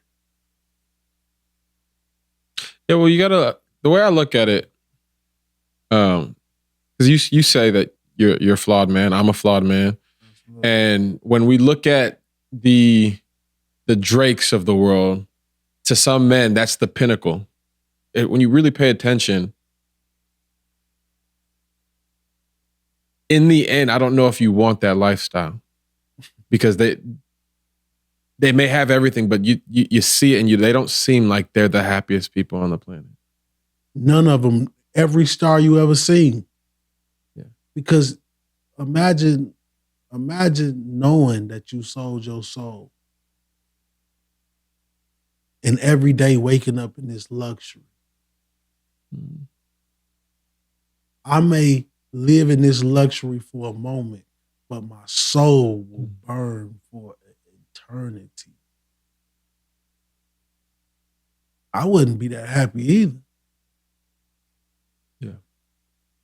Yeah, I mean, I think long-term joy, it comes from starting a family, raising your kids, paying it forward, teaching the young, Absolutely. becoming an elder in your community. Absolutely. Those are the things that you don't necessarily need to have millions and millions of dollars to have, but you're going to have an impact on the other people that are coming after you. Absolutely. So, absolutely, King. That's my goal, man. You know, when I first started in this industry, I didn't know what I was going to be or how far I would go in it. I just knew I wanted to help people. As I got bigger and bigger, I started to realize that I wanted to get bigger and bigger. I wanted to take things up a notch. And the day my life changed is when I left the world and I went into the kingdom. You want freedom, ladies and gentlemen? You want to be free? You want to be happy? Leave this world. Let all these worldly things go and come into the kingdom of God and watch what he has for you. That's what changed my life, point blank, period. I don't wear chains. I got APs. I don't wear watches. I don't wear any of that stuff no more. It's just me. Tuck my chain. It's just me now, man. I don't gotta buy foreign cars. I don't have to have the biggest house. And my life is beautiful. I'm happy. I have no jealousy in my body. Comparison steals joy.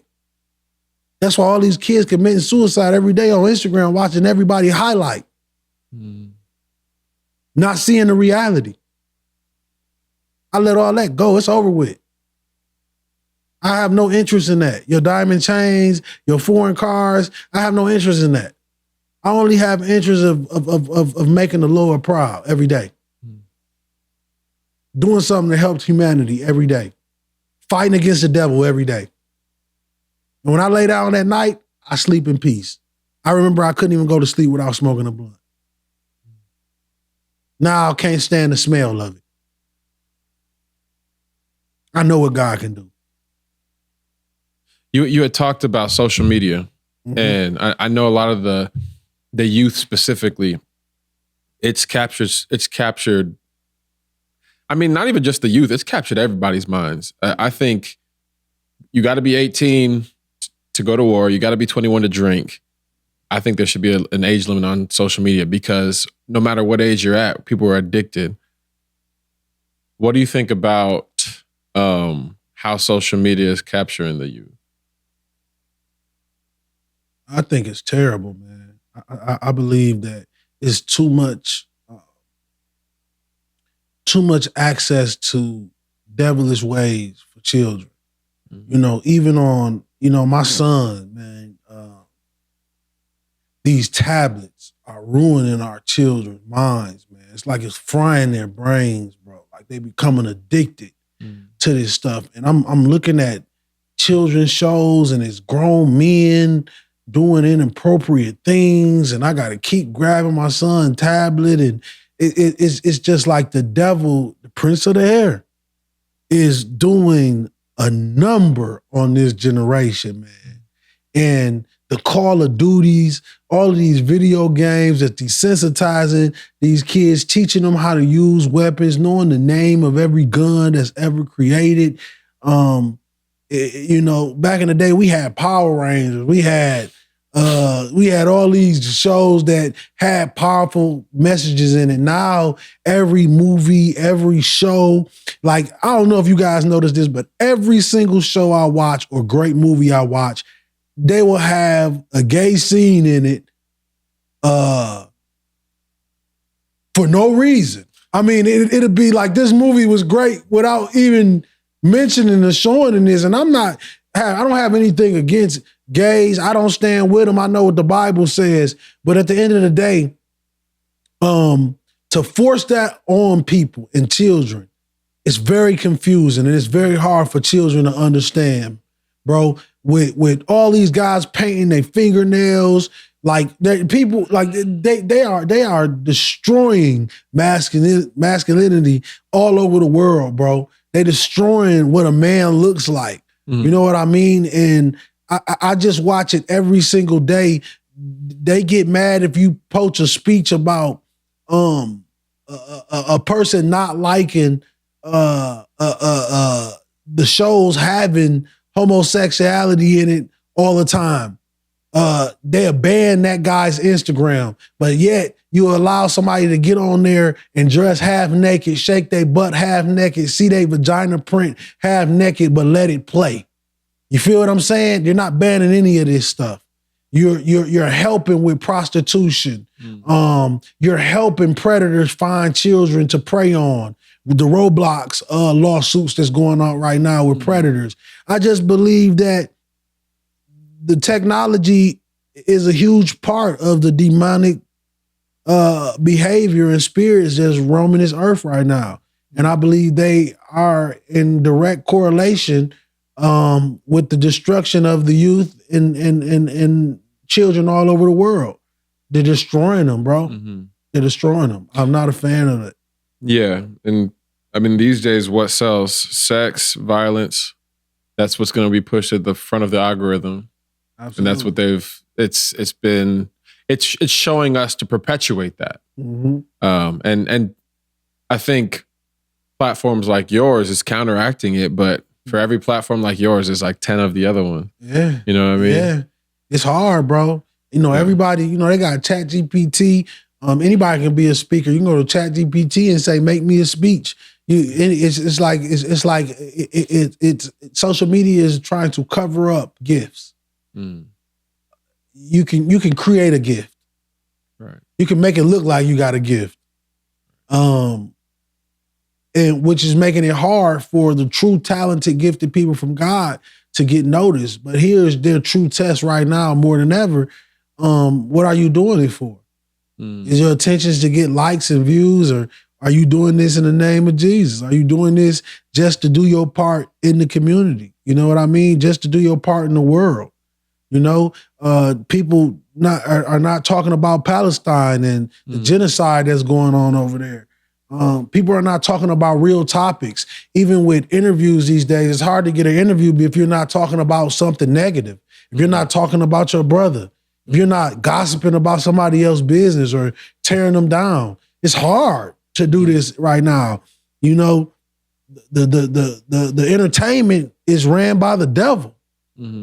So anybody out there trying to spew out something real, talk about something positive, they're just pushing them off to the side. That's why I'm so grateful for your platform, man, because it's rare these days to get platforms that talk about real problems, that bring real solutions, and help people heal from real trauma. It's not too many podcasts like that. Right. So it's a blessing. Yeah, well, I appreciate that. And listen, I think it's also important to learn how to play the game. So the game of social media, there's a game to play. You can still have a positive platform or positive message. You just got to learn how to actually hack the algorithm. Absolutely. So with that said, I want to switch gears. What's the apology that you never got that you gave yourself?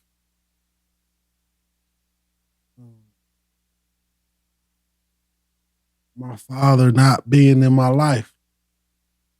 Not being a part of my childhood as much as I wanted him to be.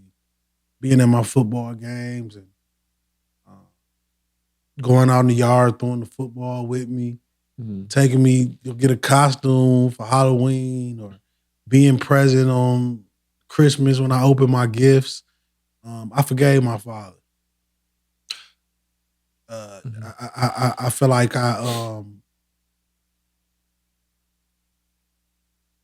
the way I was able to do that is understanding his story. So, you know, a lot of men stay upset with their fathers and they stay upset with people all the time, but you don't know their story. You don't know what they've been through. You know, as more you grow into a man, you start to realize that life is hard, man. It ain't easy out here. And sometimes people are not strong enough to bounce back from some of those demons and some of those trials and tribulations they man went through in life. So, you know, me, man, the apology that I created for my father when he passed away, after learning so much more about him, that's what helped me really move on as a husband and a father, and make me want to be a better father in general. But I had to forgive him, even though he wasn't here to give it to me, give me the apology. So I would say more about my father. That just made me think of, you know about somatic healing? No, I don't, Ken. So the body remembers what the mind forgets. So what I've started to learn from some of the people I've spoken to is, no matter how much logically you want to outthink your problems and the things that you've gone through, your body's still going to remember. There's still going to be pain that your body holds on to. And one thing that just came up with what you were telling me about your story and how your wife is a source of healing. Somatic healing is it's real ancient. So back in the day, we used to have chants. We used to have beat drums, music, and we let out our traumas, our pains. And these days we forget how to do that, especially as men. We hold on to our pain. Oh, if something happens, suck it up. If you get divorced, I still got to get to work. Got to put the face on. But with you, when you went through that with your father, and your wife was still there, whatever pain you were going through, I don't know what the process was for you to get through it, but a part of the somatic healing experience is to have someone that is able to witness it And it seems like she was able to do that for you. My wife married me as a Muslim. She was a Christian ordained minister. I was a Muslim. She was a Christian ordained minister. So my wife used to always tell me, God gonna get you, God gonna get you, God gonna get you. And he got me. She's what you call a prophet. So many things that happened in my life, my wife already told me it was gonna happen, even when I was full-blown Muslim, telling them you crazy. So you absolutely got a point when you say, yes, my wife was like someone that God directly sent to me.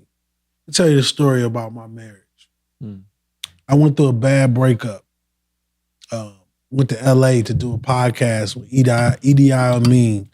And when I came back, it was a lady in my DM saying, are you familiar with taxes? Do you take care of your taxes? I just started my tax business. I love to come do your taxes. So when I came in, I said, yeah, I'm flying in tonight. She was like, oh, are you driving? You need somebody to pick you up? And she came and picked me up from the airport. When I took her back, I was fresh out of a bad breakup, helping a woman that was extremely ungrateful, talking about what we were talking about earlier. And I was broken, man. And she had came back to my Airbnb, put out her paperwork, was like, okay, let's get started. Start talking about your taxes. I had waters in the fridge. She was like, Will, you get some water or anything like that? I was like, yeah, it's in the fridge. Go grab some. She went in there, had no intentions, no idea that I would be with this woman. Literally, strictly taxes. She went in the refrigerator, saw I ain't have no food. And I was telling her, I was like, man, I'm starving for that long flight. But she noticed I never got no food. I didn't have no money. I flew back in from LA with literally no money. All I had enough for was to get the Airbnb when I got there. So I went to the Airbnb, checked into the Airbnb. She came in, was checking in, and had waters in there.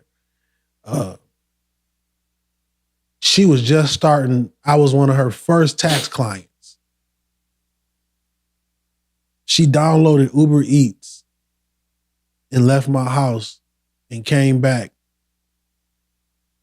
with a meal for me. First time somebody ever done something like that for me.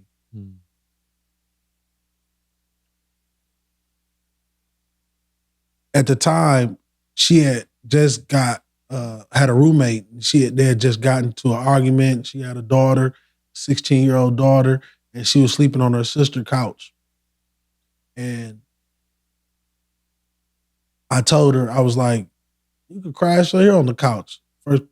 First week, I was just sleeping upstairs. From that night that she went and got that Uber Eats, I never left my wife to this day.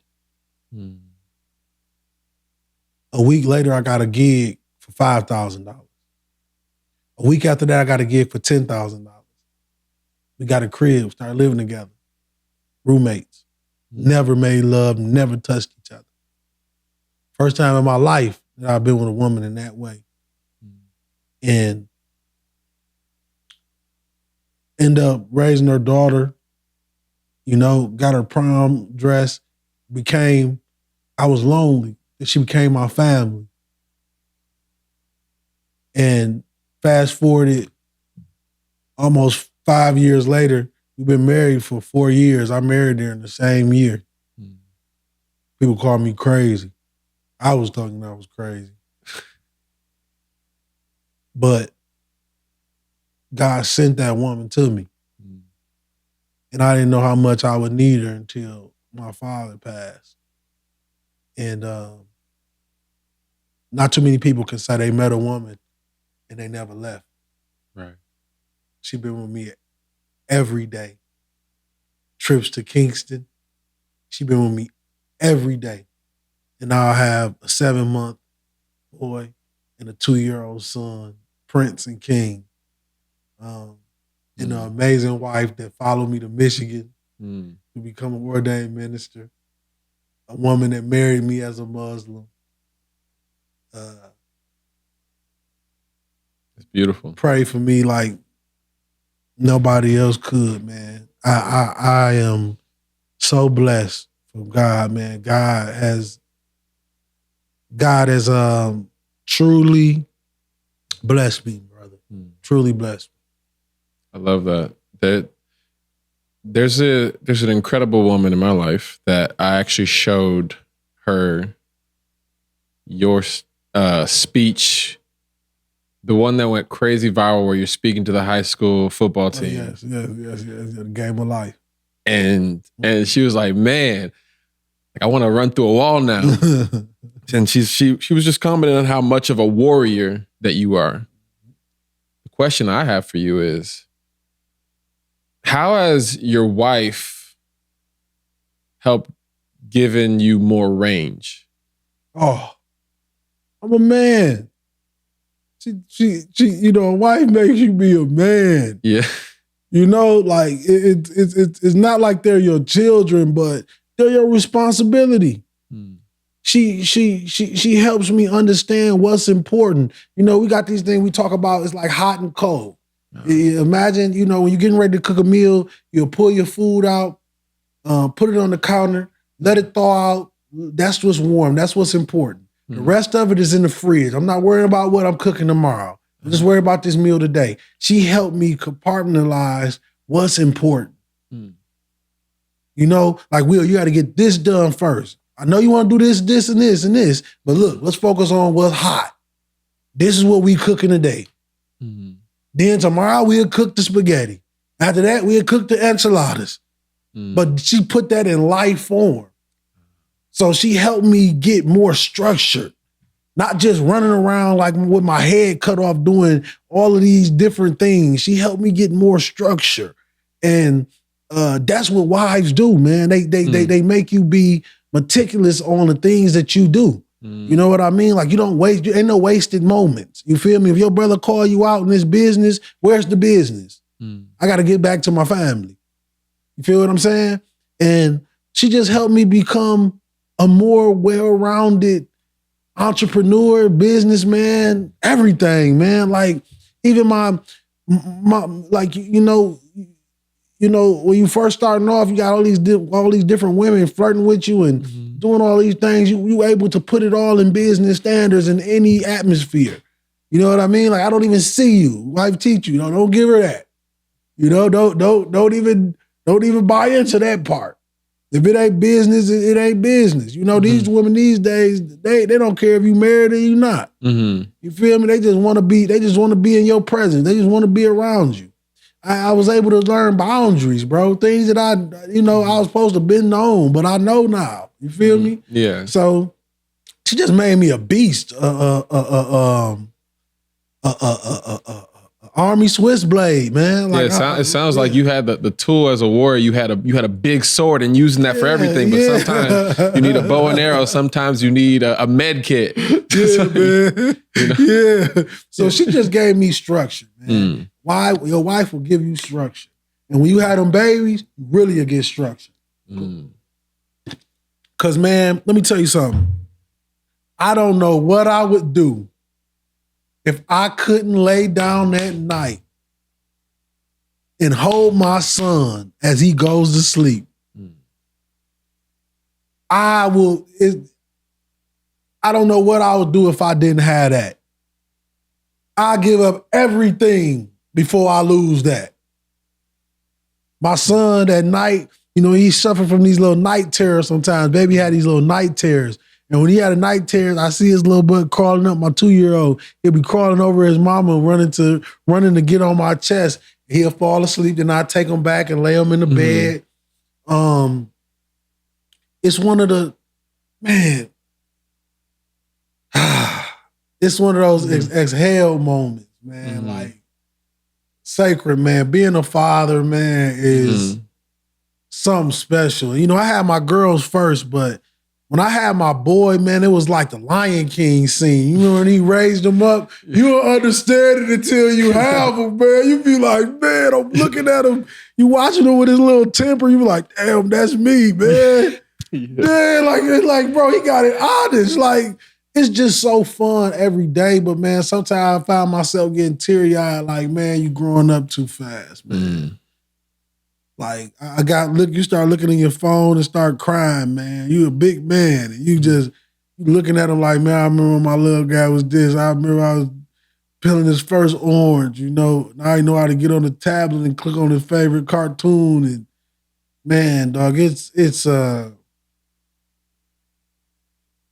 beyond beautiful, man. A wife is everything. A wife is That's awesome. It's happiness, man, when it's done right. You see that right there, what you just said about the beauty of having a son and having your kids. When I hear the internet say, I can't, like, I'm not going to even talk to you unless you make $100K, why does any of that matter? It's like when you find a man who has that, that joy you just had raising a family, that $100K is coming. that more than that's coming. So when you lead with values instead of the value of money, you can create way more. Man, sacred. People don't know you are the richest when you walk in the house with that family, man.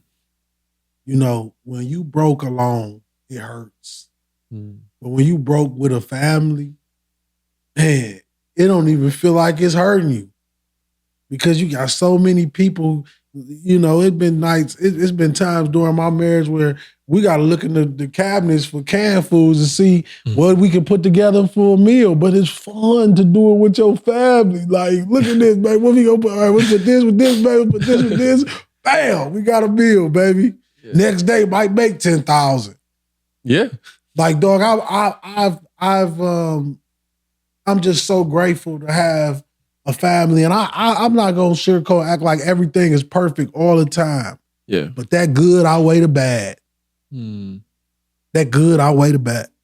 And when you look at that woman in that hospital when she gave birth to that baby, and she cut open and bleeding, and I remember this moment, man, when my last son was born.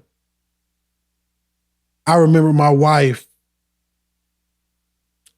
hours later after having her stomach cut open, having a C-section, I remember her fighting, blood, dried up on her stomach in pain, fight to get up to go hold her baby and take him for a walk.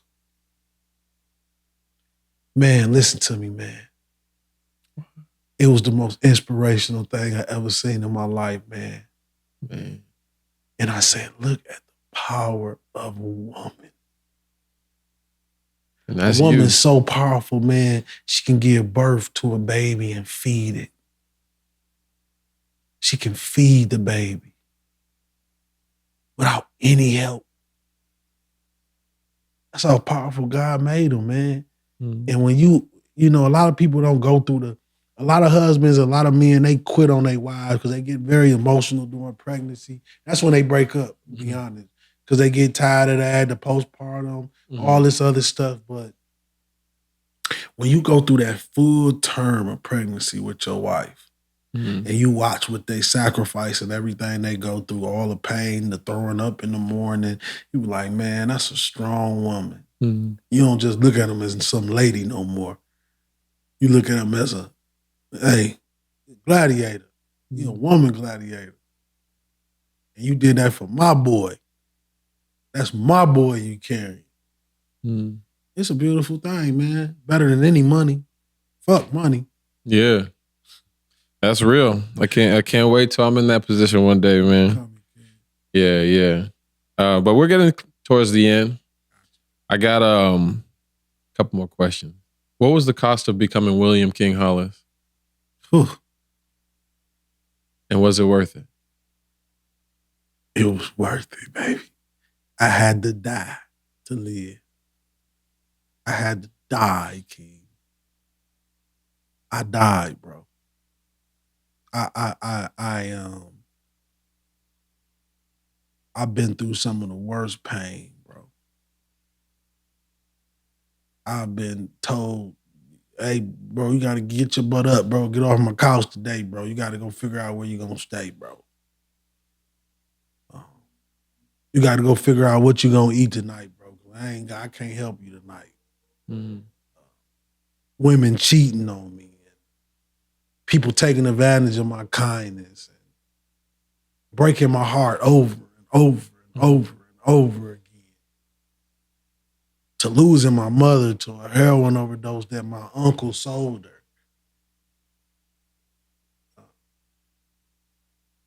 To watching mothers of my children put my clothes outside telling me that I don't believe that motivational speaking thing can take care of my child while my child is even in their stomach.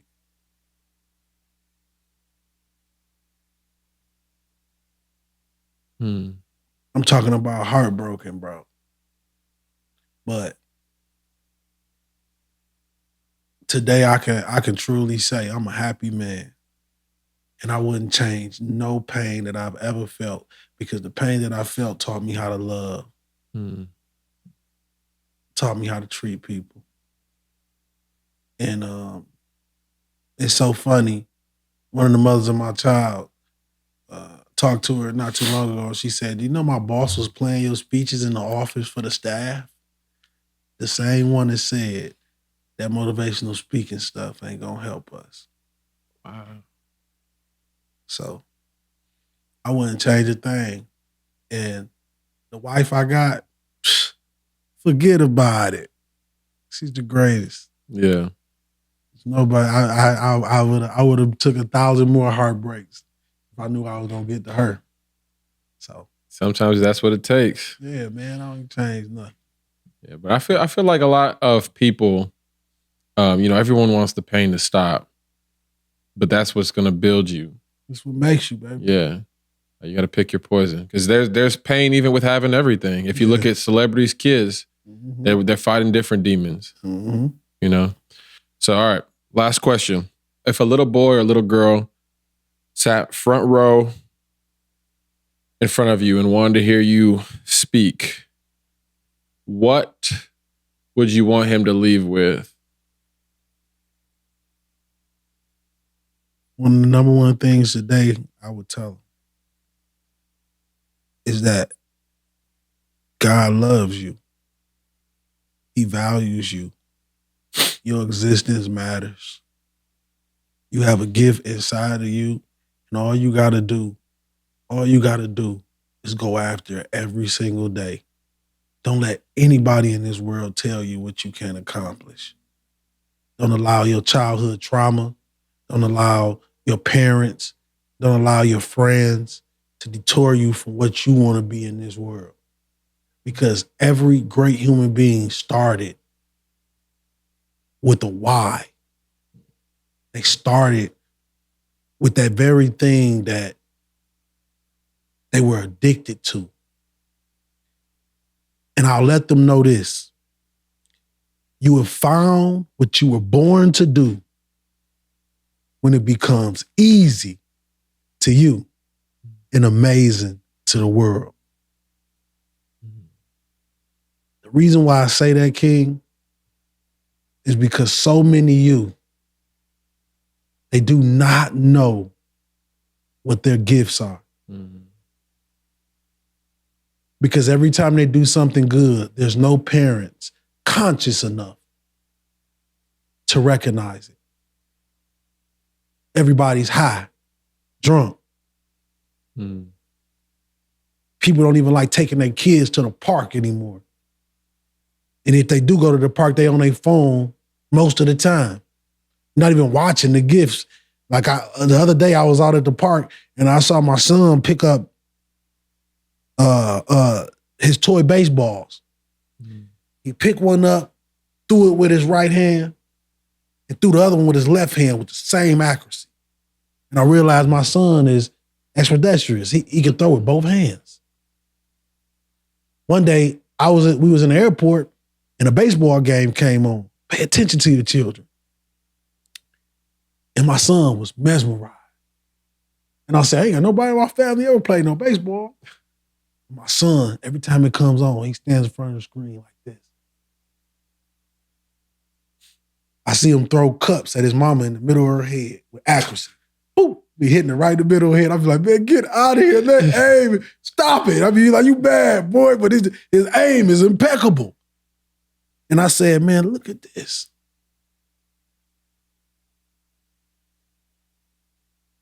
what I would tell parents, bro, is pay attention to your children, man.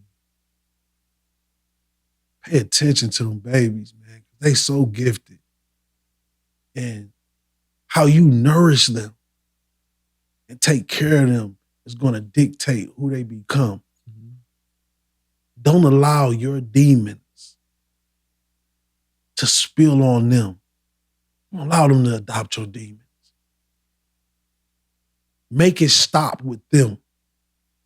Make a decision to fight your demons more than destroying your family. It's imperative, King. Because everything I've been through, I can be bleeding on my family. But I took them bullets. I took that pain and I buried it. It no longer exists in my life. Because the man that I want my boys to know, they will never ever know what their daddy went through. Because the example that I'm going to be for my family until the day I die, a man of God, a man of valor, a man of his word, a man of integrity, and a man that treated their mama like a queen. They will know what it is to be a man, not by words, but by action. It's the only way to do it. It's incredible. I know I said it was my last question, but I was kidding. Love them more than your demons. It's out now. Who's this book for? This book is for men. I wrote it for men, but I realized my wife told me it's for women as well. Mm-hmm. It's for everybody that's holding on to childhood trauma, demons that have no authority over you unless you give it to them. Demons thrive off your tears. Demons thrive off your pain. But guess who else thrives off that? Jesus Christ. This book is written with scriptures in each one. It's applied scriptures broken down with my analogies of what these scriptures, these are some of my favorite scriptures I read during some of the worst times of my life.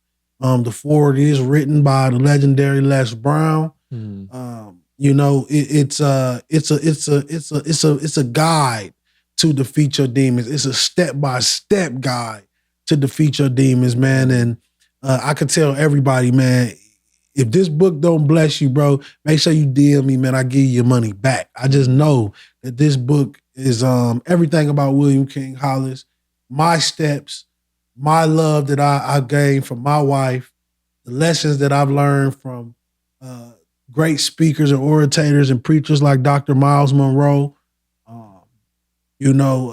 Brother T.D. Jakes, a whole bunch of preachers that I love, but the word of God is what transformed my life. The word of God is the reason why I know I'm a total different person than the person my brother Sacred met many, many years ago in Texas. This book right here is for everybody that's fighting demons that they can't seem to fight off. And this book is going to show you the roadmap, the blueprint to break free from anything you're going through in life, anything that hurts you in life.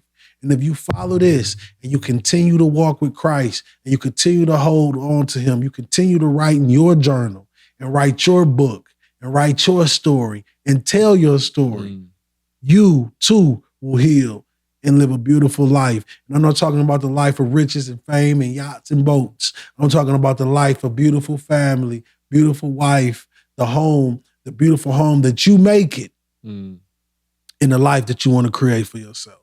Love them more than your demons. It is available at Barnes & Nobles right now, on Amazon, Books A Million, soon to be in Target and Walmart. It is an independent, self-published book by me. But all glory to God for this book, man. This book is it's my life. And it's my way that I healed it. Like Frank Sinatra said, I did it my way. This is my way. I love that. Well, ladies and gentlemen, It's the newly ordained Pastor William King Hollis. Amen. Love them more than your demons. Check it out. I appreciate you, man. Love, King. Appreciate you. Till next time. Yes, sir. Peace.